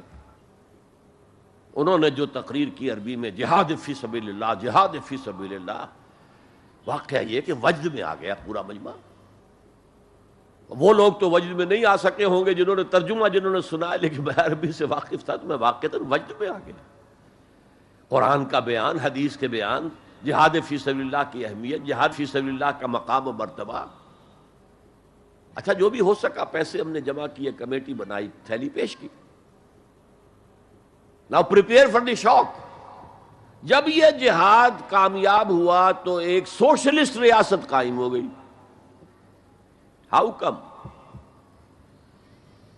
اگر یہ جہاد فی سبیل اللہ تھا تو اسلامی ریاست قائم ہونی چاہیے تھی۔ اگر درخت آم کا تھا تو اس میں نمولی کیسے لگ گئی؟ معلوم ہوا کہ ہم نے غلطی کی تھی، ہم نے اسے جہاد حریت کی بجائے جہاد فی سبیل اللہ کہہ دیا۔ بھئی جہاد حریت جائز ہے اور اس کے لیے جان دینا بھی شہادت ہے، لیکن آپ نے اس کو جہاد فی سبیل اللہ کیسے کہہ دیا؟ چنانچہ یہ نوٹ کر لیجئے کہ میں نے جب افغانستان میں روسی فوجیں داخل ہو گئیں تو جو وہاں پر ایک سٹرگل شروع ہوئی ہے، ریزسٹنس شروع ہوئی ہے، میں نے اسے کبھی جہاد فی سبیل اللہ نہیں مانا۔ جہاد فی سبیل اللہ کا نعرہ لگوا کر امریکہ نے فائدہ اٹھایا، مرے افغان، اور کام بن گیا اس کا آرک رائیول جو ہے وہ ختم ہو گیا، اور نتیجہ پوری دنیا بھگت رہی ہے کہ بائی پولر کی بجائے یونی پولر دنیا ہو گئی، اور وہ جو ایک پول ہے جتنا طاقت کے نشے میں اس وقت چور چور ہے وہ آپ کو معلوم ہے، مجھے تفصیل میں جانے کی ضرورت نہیں۔ میں نے کہا تھا جہاد حریت ہے، جائز ہے، to defend your country against an invader, لیکن اسے جہاد فی سبیل اللہ نہ کہیں۔ اچھا، اس سے آگے آئیے، اب ہیومن لیول پر اس سے اوپر کا ایک کی سطح ہے، نظریے اور نظام کے لیے جہاد۔ ایک نظریہ تھا مارکسزم، اس کی بنا پر نظام جو بنا وہ communism. Who really believed in Marxism and communism, he struggled to establish a communist state۔ یہ جہاد ہے فی سبیل الاشتراکیہ، اشتراکیت کی راہ میں جہاد کر رہے ہیں، جانے دے رہے ہیں، مر رہے ہیں، زار کی فوجیں جو ہیں وہ شوٹ کر رہی ہیں کھڑے ہو کر کے قطاروں کے اندر، جانے دے رہے ہیں۔ اس کے بغیر تو ظاہر بات ہے شہنشاہیت، زار کی شہنشاہیت کہیں جگہ چھوڑ سکتی تھی، کہیں اپنی جڑ چھوڑ سکتی تھی؟ تو یہ جو جہاد ہے یہ ہے ایک نظریے کی بنیاد پر، اس نظریے پر ایک نظام قائم ہوتا ہے، جس نظریے میں وہ بلیو کرتے ہیں کہ یہی حق ہے، یہی انسان کے لیے بہتر ہے، اسی میں عدل ہے، اسی میں انصاف ہے، اس کو قائم کرنے کی جد و جہد کرنا ان پر فرض ہے۔ نہیں کرتے تو آپ کہیں گے ایسے ہی جھوٹ موٹ کو بنا پھرتا ہے کمیونسٹ، اس کی تو ساری دوستیاں، اس کے سارے تعلقات جو ہیں وہ تو کیپٹلسٹ کے ساتھ تھے، تو ان کے تنخواہیں لیتا۔ تو آپ کہتے ہیں کہ نہیں کہتے؟ یہ ہے جہاد، اگر وہ نظریہ ایمان ہے اور نظام اسلام ہے، اس کے لیے جو جہاد ہوگا وہ جہاد فی سبیل اللہ ہے۔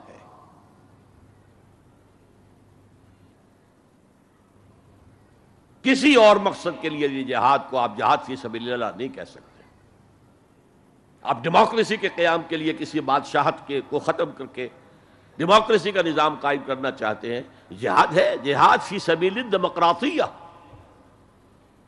جہاد for the cause of democracy, جہاد فار دی کاز آف اشتراکیت۔ اسی معنی میں قرآن مشرکین مکہ کو بھی مجاہد قرار دیتا تھا، وہ تھے مجاہدین فی سبیل الشرک، جانے نہیں دے رہے تھے، کیا قربانیاں نہیں دے رہے تھے، وہ اپنے عقیدے کے لیے، اپنے نظریے کے لیے، اپنے نظام کے لیے جانے دے رہے تھے۔ تو یہ ہے جہاد نظریے اور نظام کے لیے۔ پھر میں تیسری مرتبہ دوہرا رہا ہوں، اگر وہ نظریہ ایمان ہے اور نظام اسلام کا ہے، قائم کرنا پیش نظر ہے، تو وہ ہے جہاد فی سبیل اللہ۔ اب اس کے 3 لیولز ہیں، اور ہر لیول پر 3 سب لیولز ہیں۔ سب سے پہلا جہاد فی سبیل اللہ کا مرحلہ ہے کہ ایمان دل میں آ گیا تو ایک کشاکش اندر شروع ہو جائے گی۔ میں اگر فرائیڈ کی اصطلاح استعمال کروں تو ایگو اور اڈ یا لبیڈو میں تصادم ہوگا۔ آپ کے نفس کی خواہش کچھ اور ہے، ایمان کہتا ہے غلط، کشاکش ہوگی کہ نہیں؟ یہ اندرونی جہاد ہے اپنے نفس کے خلاف۔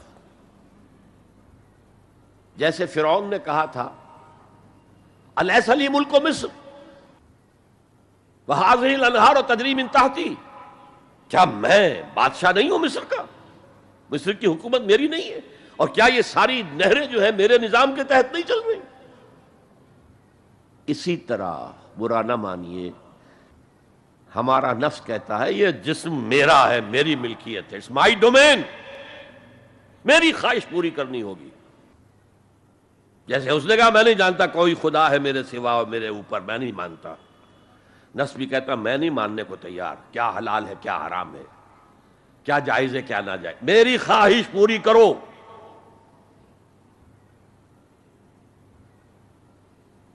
اس کے خلاف جہاد، یہ پہلی منزل کا جہاد ہے۔ اور آپ کو معلوم ہے 3 منزلہ عمارت ہے، تو بلند ترین تو ہے تیسری منزل، اہم ترین ہے پہلی منزل۔ پہلی منزل بنے گی تو دوسری بنے گی، دوسری ہوگی تو تیسری بنے گی نا۔ پہلی منزل یہ ہے اور اہم ترین یہ ہے۔ اسی لیے مولانا روم نے کہا نفس ماں ہم کم ترس فرعون نیست، میرا نفس بھی فرعون سے کم نہیں ہے، لیکن ایراعون نیست، اس کے پاس لاؤ لشکر تھا، اس نے زبان سے بھی کہہ دیا تھا انا ربکم الاعلی، میں ہوں خدا۔ میرا نفس بیچارہ اس کے پاس کوئی لاؤ لشکر نہیں، زبان سے تو یہ کچھ نہیں کہتا، اندر یہی کہتا میں بادشاہ ہوں اس وجود کا، میری مرضی پوری ہو۔ تو اسٹرگل اگینسٹ دس بیسر سیلف، ایک سیلف ہے اونچی سیلف، خودی، انا، ایگو، اور ایک ہے یہ بیسر سیلف، یہ ہماری جبلتیں جو اندھی بہری ہیں، جو حلال اور حرام سے انہیں کوئی غرض نہیں ہے، ان کے خلاف جہاد کرنا۔ آپ نے فرمایا صلی اللہ علیہ وسلم المجاہد من جاہد نفسہ، اصل مجاہد وہ ہے جو اپنے نفس کے خلاف جہاد کر سکے۔ تمہارے اندر یہ دشمن تو بیٹھا ہوا ہے، تکڑا ہے، تمہیں کنٹرول کر رہا، چلے آؤ باہر کے دشمنوں سے جہاد کرنے کے لیے۔ تم نے ٹانگے کو گھوڑے کے آگے باندھ دیا۔ اور ایک دفعہ حضور سے پوچھا گیا ای الجہاد افضل یا رسول اللہ، اے اللہ کے رسول سب سے افضل جہاد کون سا ہے؟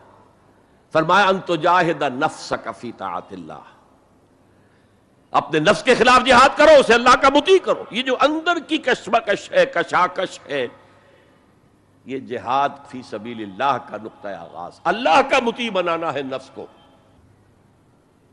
اس کے ساتھ 2 سب لیول اور ہیں۔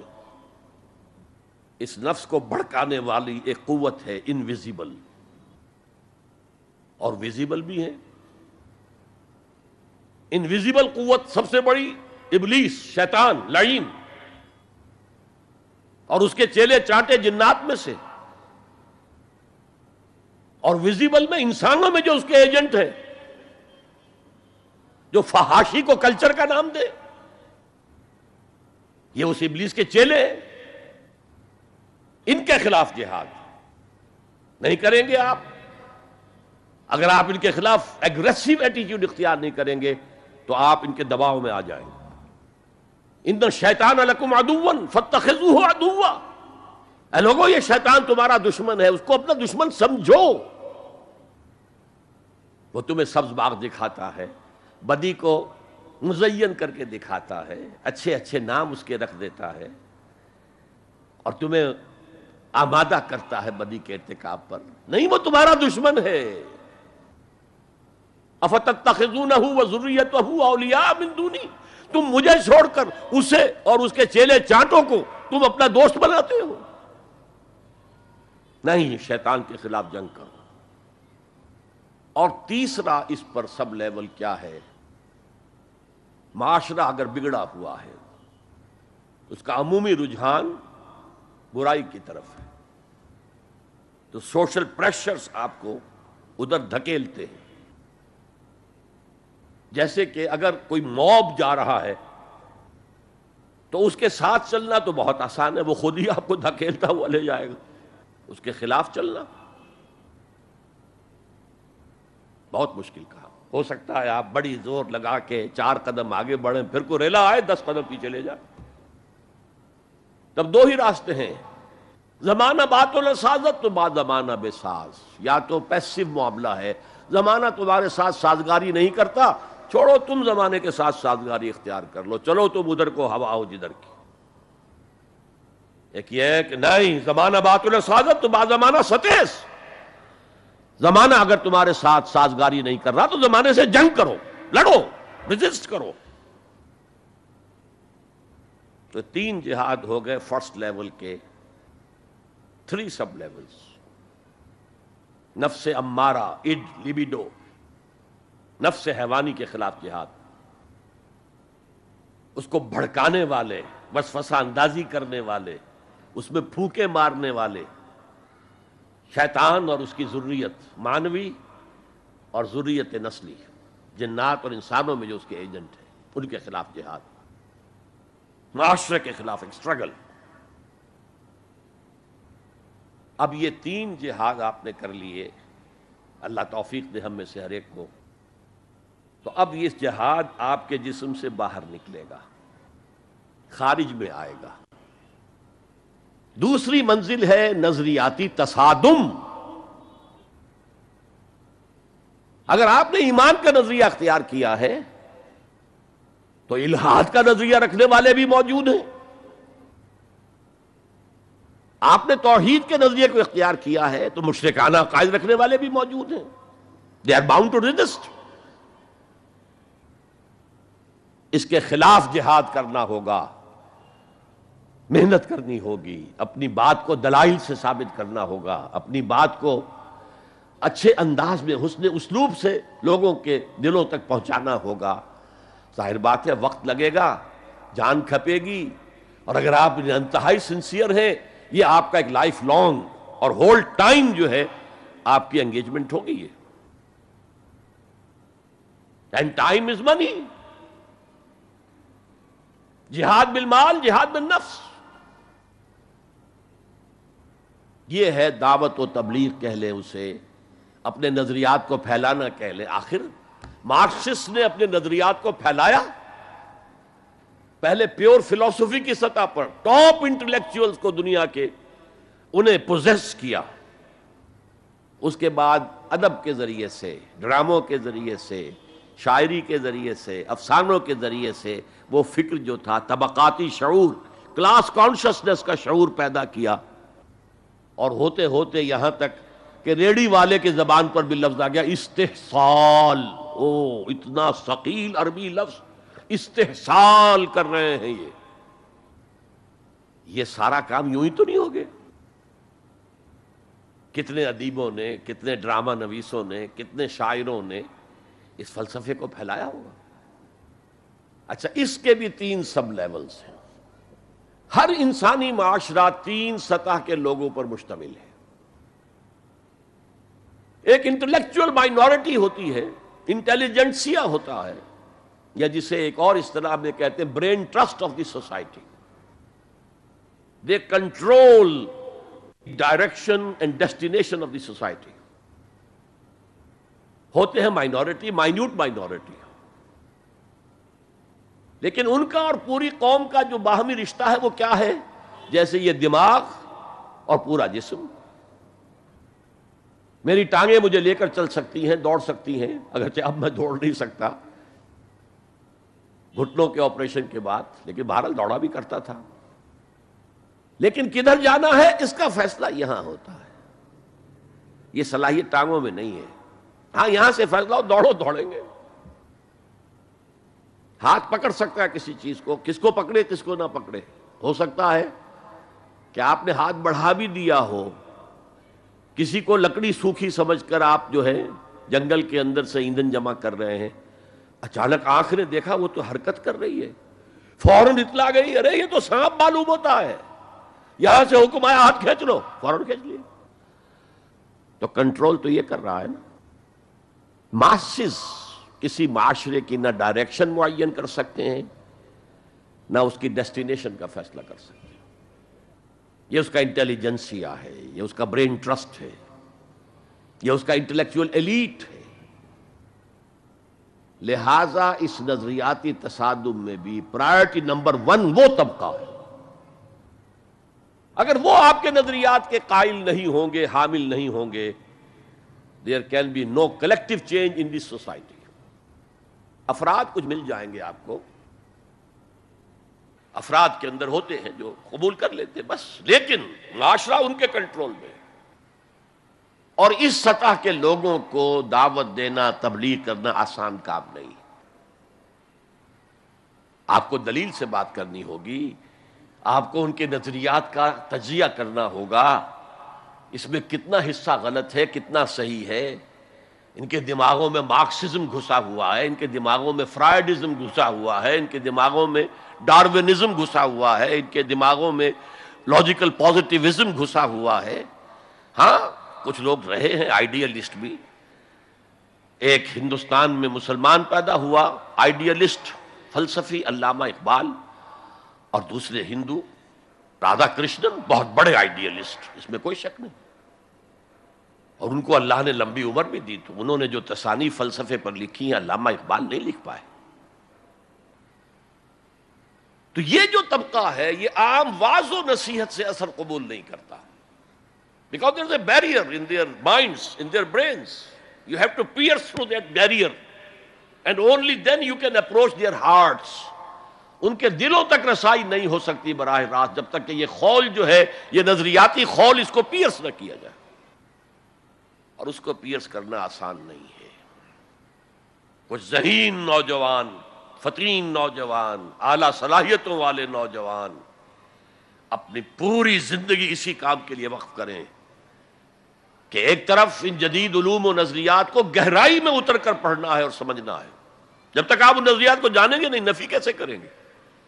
آپ کیسے آج تجزیہ کریں گے کہ اس میں یہ حصہ صحیح ہے یہ حصہ غلط ہے؟ اور دوسری طرف قرآن کی گہرائی میں غوطہ زنی کرنی ہے تاکہ ہدایت جو اللہ کی آئی ہوئی ہے اس کو آپ اچھی طرح سمجھیں، اور پھر اس نور کی روشنی میں پھر آپ لوگوں کو ان چیزوں کے خلاف متنبہ کریں کہ اس میں یہ غلطی ہے، اس میں یہ غلطی ہے. اکنامکس کی یہ تھیوری غلط ہے، باطل ثابت ہو چکی ہے. ڈارونزم جو ہے وہ بایولوجی کے میدان میں شکست دیا جا چکا ہے. لیکن یہ کہ یہ تو کام کرنا جو ہے it's a lifelong affair. اب ظاہر بات ہے آپ کے علم میں شاید ہو کہ جب مارکس کتاب لکھ رہا تھا داس کیپیٹال تو اسے فاقے آ رہے تھے. اسے کچھ سپورٹ کرتا تھا اینجلز، لیکن یہ کہ کچھ عرصہ ایسے بھی ہوا ہے کہ وہ بھی سپورٹ نہیں کر سکتا. لیکن پھر اس کی کتاب نے دنیا کو پوزیس کیا ہے، اس کے فلسفے نے لوگوں کو اپنی گرفت میں لیا ہے. تبھی تو پھر انقلاب برپا ہوا. اسی طریقے سے جب تک کہ کچھ نوجوان اسے اپنا پوری زندگی کا کیریئر نہیں بنائیں گے، اس کا کوئی امکان نہیں ہے کہ اس طبقے میں آپ کوئی ڈینٹ بھی ڈال سکے.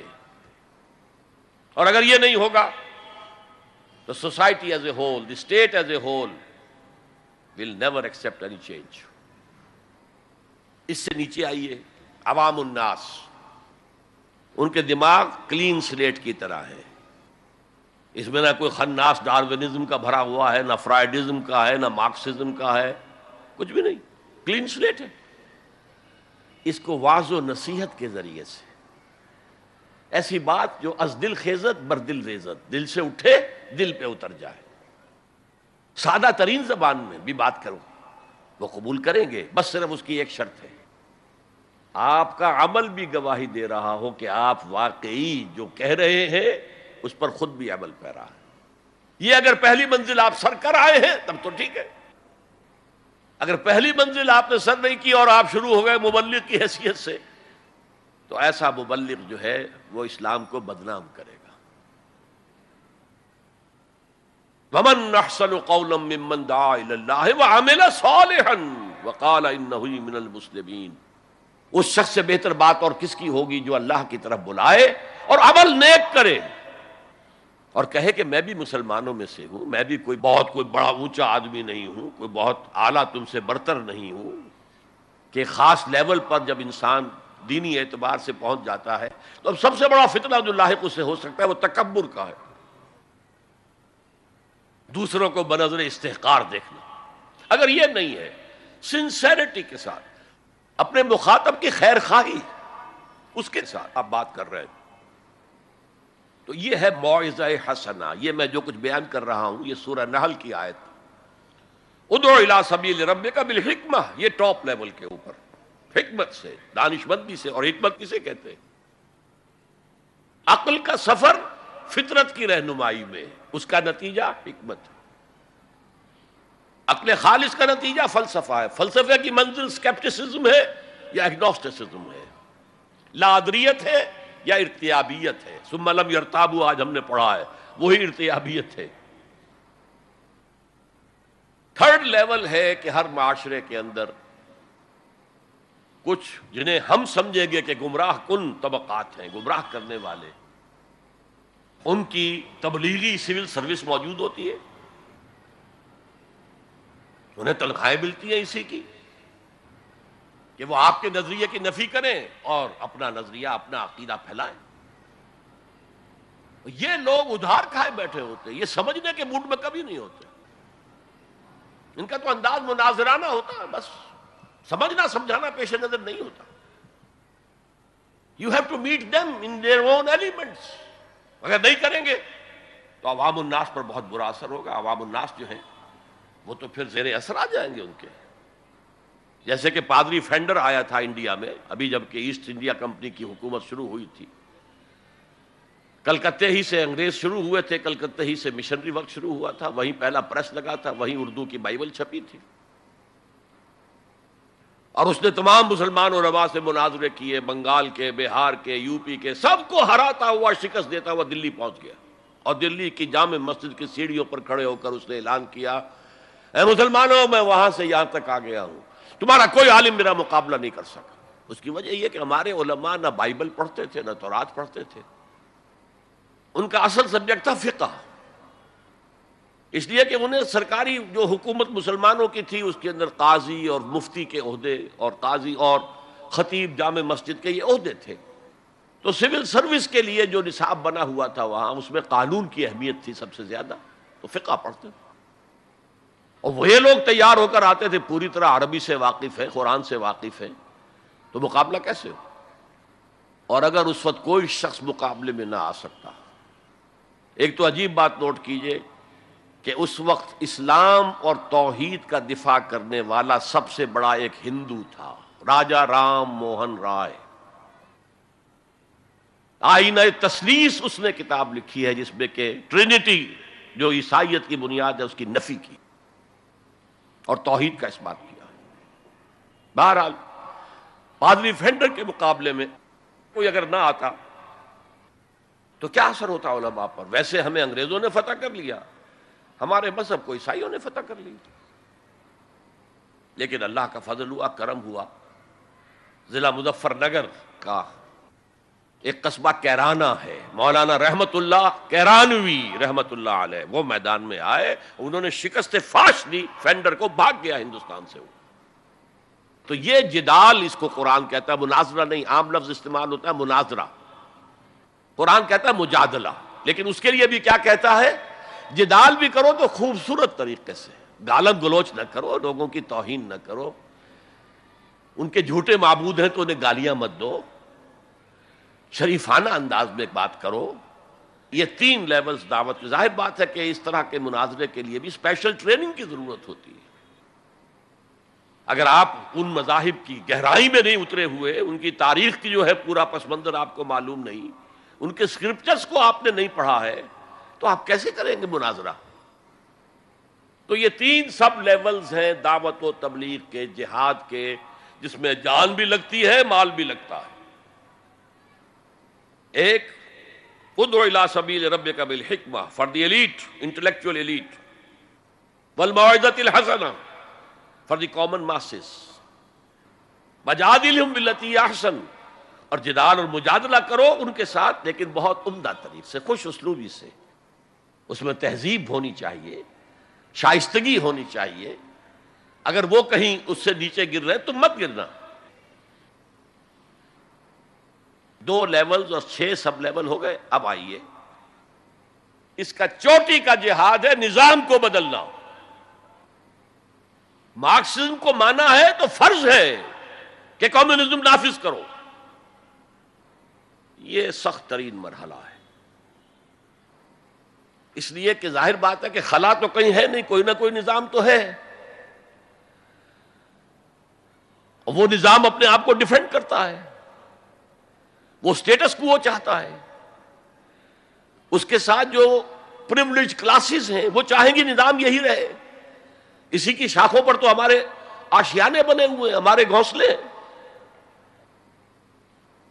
ہمارے مفادات پر زد پڑ رہی ہے۔ Grid up your lines, resist them. یہ معاملہ ہے جس میں تصادم آتا ہے. نظام تصادم کے بغیر نہیں بدل سکتا. دعوت کے ذریعے آپ سلیم الفطرت سلیم العقل لوگوں کو کھینچ لیں گے، لیکن لاتوں کے بھوت باتوں سے نہیں مانتے.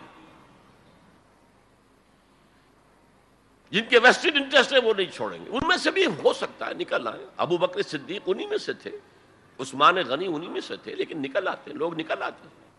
لیکن اکثریت ان کی وہ ڈٹ جاتی ہے. گارڈ اپ یور لائنز، اپنے مفادات کا تحفظ کرو، بچاؤ اپنے مفادات کو. تو تصادم بیکمز انیویٹیبل.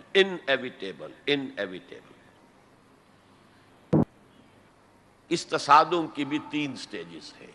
وہی میں نے کہا تھا نا، 3 سب سٹیجز ہر سٹیج پر. پہلی یہ ہے جسے پیسو ریزسٹنس کہا جائے گا. ظاہر بات ہے کہ کانفلکٹ تو انقلابی لوگوں نے پیدا کیا ہے نا. معاشرہ تو بس رہا تھا، غلام اپنے قسمت پر شاکر و صابر تھے. غربا کہتے تھے ہماری تقدیر ہی یہ ہے. ٹھیک ہے، اسی لیے تو مارکس نے کہا کہ یہ اوپیم آف دی ماسز ہے مذہب.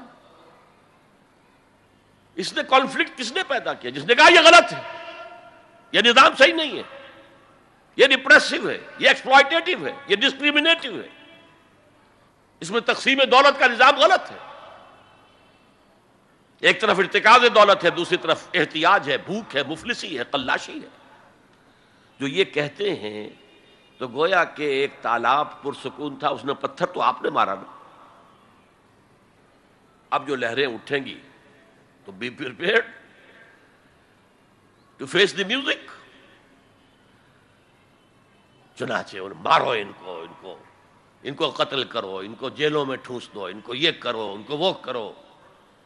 اس سارے معاملے میں پہلی سٹیج ہوگی اس نظریاتی اور نظام کے تصادم میں ٹیک آل پرسیکیوشن وداؤٹ اینی ریٹیلیشن. اگر آپ وائلنٹ ہو گئے فرام دی ویری بگننگ تو جو پاور اس وقت ہے موجود، جو نظام ہے اس کو ریپرزینٹ کرنے والی جو حکومت موجود ہے، وہ آپ کو کرش کر کے رکھ دے گی. You have to buy time. اور اس کے لیے کیا ہے؟ وہ تمہیں مارے تم جواب نہ دو، وہ گالی دے تم انہیں دعائیں دو، وہ پتھر مارے تم پھول پیش کرو. ادفع باللتی ہی احسن، بہترین انداز میں دفاع کرو. اسے کہتے ہیں پیسو ریزسٹنس. حضور کی سیرت میں پورے 12 برس یہ حکم تھا. This was the order of the day. No retaliation whatsoever, no raising of hands even in self defence. اور یہ میں آپ کو بتا چکا ہوں. مہاتما گاندھی نے کہا، سرحدی گاندھی عبد الغفار خان سے، کہ میں نے یہ عدم تشدد جو ہے، تشدد کا جواب تشدد سے نہ دینا، یہ میں نے سیکھا ہے حضرت مسیح سے اور حضرت محمد سے صلی اللہ علیہ وسلم. حضرت مسیح کی زندگی پہلی سٹیج ہی پر تک رہی، آگے کی وہ مہم چلی ہی نہیں، اس لیے کہ آپ کو ریسپانس ملا ہی نہیں. کہتے ہیں کل 72 آدمی ایمان لائے تھے ان پر، اور ان میں سے بھی 12 تھے جو ان کے مخلص ساتھی تھے، حواریین تھے، ہر وقت ساتھ رہتے تھے. اور ان میں سے بھی ایک وہ تھا جس نے غداری کر کے گرفتار کرایا ہے، ان کی اپنی روایت کے مطابق. اس کو چھوڑیے، تفصیل میں نہیں جانے کی ضرورت نہیں. تو بہرحال اس سے اگلی سٹیج کیسے آتی؟ دعوت وہ دیتے رہے، وعظ کہتے رہے، یہ سب کچھ کرتے رہے. سیکنڈ سٹیج تک رہے. تھرڈ سٹیج تک تو جب تک کہ قوت حاصل نہ ہو، you can't proceed. If there is no response, you can't go forward. لیکن یہ کہ حضور کی زندگی میں اگلی سٹیج آ گئی. ساتھی آئے، انہیں مارے کھانی پڑی، دہکتے ہوئے انگاروں پہ لٹایا گیا، جانوروں کی لاشوں کی طرح ان کی گردن کے اندر رسیاں باندھ کر انہیں گھسیٹا گیا گلیوں کے اندر. سب کچھ ہوا ہے، برداشت کیا. انہیں قتل بھی کیا گیا. حضرت سمیہ، حضرت یاسر پہلے مقتولین ہیں، میاں بیوی رضی اللہ تعالی عنہما. سب کچھ ہوا ہے، برداشت کرو، اسبرو، صبر کرو. اس کا ایک بہت بڑا نتیجہ نکلتا ہے. اس معاشرے میں جو سائلنٹ میجورٹی ہوتی ہے، وہ سائلنٹ میجورٹی سائلنٹ تو ہوتی ہے، ڈمب تو ہے، ڈیف نہیں ہے، بلائنڈ نہیں ہے. وہ بلال کی چیخیں تو سن رہی ہے نا، وہ دیکھ رہی ہے کس طرح دہکتے ہوئے انگاروں پر خباب بن الارت کو لٹایا گیا ہے. یہ جو سائلنٹ میجورٹی ہوتی ہے اب یہ سوچتی ہے یہ ان کے اوپر کیوں یہ تشدد آ رہا ہے. کیا بلال نے آقا کی کوئی چوری کر لی تھی؟ کہیں خدا نہ خواستہ خاکم و دہن آقا کی بیٹی کی عزت پر ہاتھ ڈال دیا؟ کیا کیا تھا جو یہ آقا جو ہے امیہ ابن خلف یہ کچھ کر رہا ہے اس کے ساتھ؟ اس کے بعد جب انہیں معلوم ہوتا ہے کوئی جرم نہیں ہے، صرف یہ کہتا ہے اللہ ایک ہے، میں اور اس کے ساتھ کسی کو شریک کرنے کو تیار نہیں، اور محمد اللہ کے رسول ہے، بس جرم ہے تو یہ ہے. اب اس کا کیا اثر پڑتا ہوگا اس سائلنٹ میجورٹی پہ، اس کا آپ اندازہ کر لیجیے. ان کی ہمدردیاں اندر ہی اندر ان کے ساتھ ہو رہی ہیں. اگرچہ وہ گئے ہیں اپنے لیڈروں کے دباؤ کی وجہ سے غزوہ بدر میں، مفتوح تو پہلے سے ہو چکے تھے، جو دلوں کو فتح کر لے وہی فاتح زمانہ. بہرحال first stage is passive resistance, صبر محض. سیکنڈ، جب ذرا محسوس ہو ہمارے پاس طاقت ہے، we can risk a direct confrontation with the system، تو اس نظام کو کہیں سے چھیڑا جائے دکھتی رگ کو. دیکھیے گاندھی جی کی موومنٹ میں عرض کر چکا ہوں، پہلے کیا تھا؟ Non violent, naan cooperation. کوئی جرم تو نہیں ہے، ہم نہیں پہنتے تمہارے کپڑے، کیا کوئی قانون ہے یہ؟ لیکن سیکنڈ سٹیج کیا آئی؟ یہ چھیڑنا تھا اس کو. نان وائلنٹ سول ڈس اوبیڈینس. ہم پرماتما کے سمندر سے پرماتما کا بنایا ہوا نمک لینے جا رہے ہیں، ہم نے تو کسی کو کچھ نہیں کہا، but it amounted to challenging the taxation policy of British India. اب لاٹھیاں پڑی ہیں، جیلوں میں ٹھوسے گئے ہیں، سب کچھ ہوا، برداشت کیا ہے، کھڑے رہے ہیں، مضبوط رہے. تو یہ سٹیج آتی ہے جب یہ سمجھا جائے کہ ہاں اب طاقت ہے ہمارے پاس، we can risk a direct confrontation with the system. اس میں حضور نے کیا کیا تھا؟ مدینے میں جا کر آپ نے 6 مہینے لگائے تھے، 3 کام جن سے کہ اپنی پوزیشن کنسالیڈیٹ کی. مدینے میں کنسٹرکشن آف دی ماسک، وہ مرکز بن گیا، وہی حکومت، وہی دار الشورا، وہی تزکیے کی جگہ، وہی نماز کی جگہ، سب کچھ وہی تھا. دوسرے ایک انصاری ایک مہاجر، بھائی بھائی، تاکہ یہ 2 فیکشنز علیحدہ علیحدہ نہ رہیں، انٹیگریٹ ہو جائے. اور ایک جو 3 قبیلے یہود کے موجود تھے ان کو جکڑ لیا ایک میثاق میں، معاہدے میں، میثاق مدینہ، joint defence of Medina, pact for the joint defence of Medina. اگر مدینے میں باہر سے حملہ ہوا تو ہم سب مل کر ایک امت کی حیثیت سے دفاع کریں گے. اس کے بعد آپ نے چھوٹے چھوٹے چھاپا مار دستے بھیجنے شروع کر دیے. ان کی جو لائف لائن تھی، میں نے بتایا تھا کہ ان کے کیریوانز کو کوئی ٹوکتا نہیں تھا، روکتا نہیں تھا، لوٹتا نہیں تھا. اب تھریٹن کیا محمد نے صلی اللہ علیہ وسلم. یہ گویا کہ اکنامک بلاکیڈ آف مکہ تھا. اور جب بھی یہاں کہیں گئے آپ، وہاں کے لوکل قبیلے سے آپ نے صلح کر لی، معاہدہ کر لیا. یا تو وہ پہلے قریش کے حلیف تھے، اب حضور کے حلیف ہو گئے، یا انہوں نے کہا کہ صاحب ہم نہ آپ کے ساتھ نہ ان کے ساتھ، نیوٹرل رہیں گے، نہ آپ کے خلاف ان کی مدد کریں گے، نہ ان کے خلاف آپ کی مدد کریں گے. ان دونوں کا نتیجہ یہ ہوا کہ zone of political influence of Quraish started diminishing. یہ 2 ریزنز تھیں کہ پھر پوری طاقت کے ساتھ قریش نے ریٹیلیٹ کیا ہے. اور پھر لاسٹ معاملہ شروع ہوا ہے، تیسری منزل. اس تیسری منزل کی تیسرا سب لیول، اس کا نام ہے قتال فی سبیل اللہ. اب جنگ شروع ہے، اے 6 years long وار. یہ جو بدر ہے، احد ہے، احزاب ہے، بنی المصطلق ہے، بے شمار غزوات، چھوٹے چھوٹے، بڑے بڑوں کے نام ہمیں یاد ہیں صرف. It was a continuous war with battles. Badr battle ہے، جنگ نہیں ہے، جنگ تو مسلسل ہے. بہرحال اس کا نتیجہ یہ قتال فی سبیل اللہ کی منزل آئی ہے. چونکہ یہ ساری 8 منزلیں طے کر کے یہاں پہنچے تھے، لہذا کامیابی ہوئی. اگر ایسے ہی اچھل کر نویں منزل پر پہنچ جاتے تو نیچے گر کر ختم ہوتے. یہ ہے قتال فی سبیل اللہ، اللہ کی راہ میں قتال. بہرحال آج کے انقلاب اسلامی کے لیے پہلے 5 سٹیپ جو کہ تو رہیں گے. دعوت دی جائے گی، لوگوں کی اصلاح کی جائے گی، انہیں منظم کیا جائے گا، پھر پیسو ریزسٹنس کے دور سے گزرنا ہوگا، پھر ایکٹیو ریزسٹنس. لیکن آخری جو ہے 2 طرفہ جنگ کی بجائے 1 طرفہ جنگ. آپ یہ نہ سمجھیے گا میں ہندوستان میں تقریر کر رہا ہوں تو میں گاندھی جی کی تعریف کر رہا ہوں. یہ میری تقریریں کیسٹ پہلے سے موجود ہیں، میں نے ہمیشہ نام لیا ہے کہ آج کے دور میں اس انقلابی عمل کی آخری سٹیج کیا ہوگی. اس کے ضمن میں مہاتما گاندھی کا پروسیس درست ہے. نان وائلنٹ، نان کوآپریشن، ترک موالات، نان وائلنٹ، سول ڈس اوبیڈینس.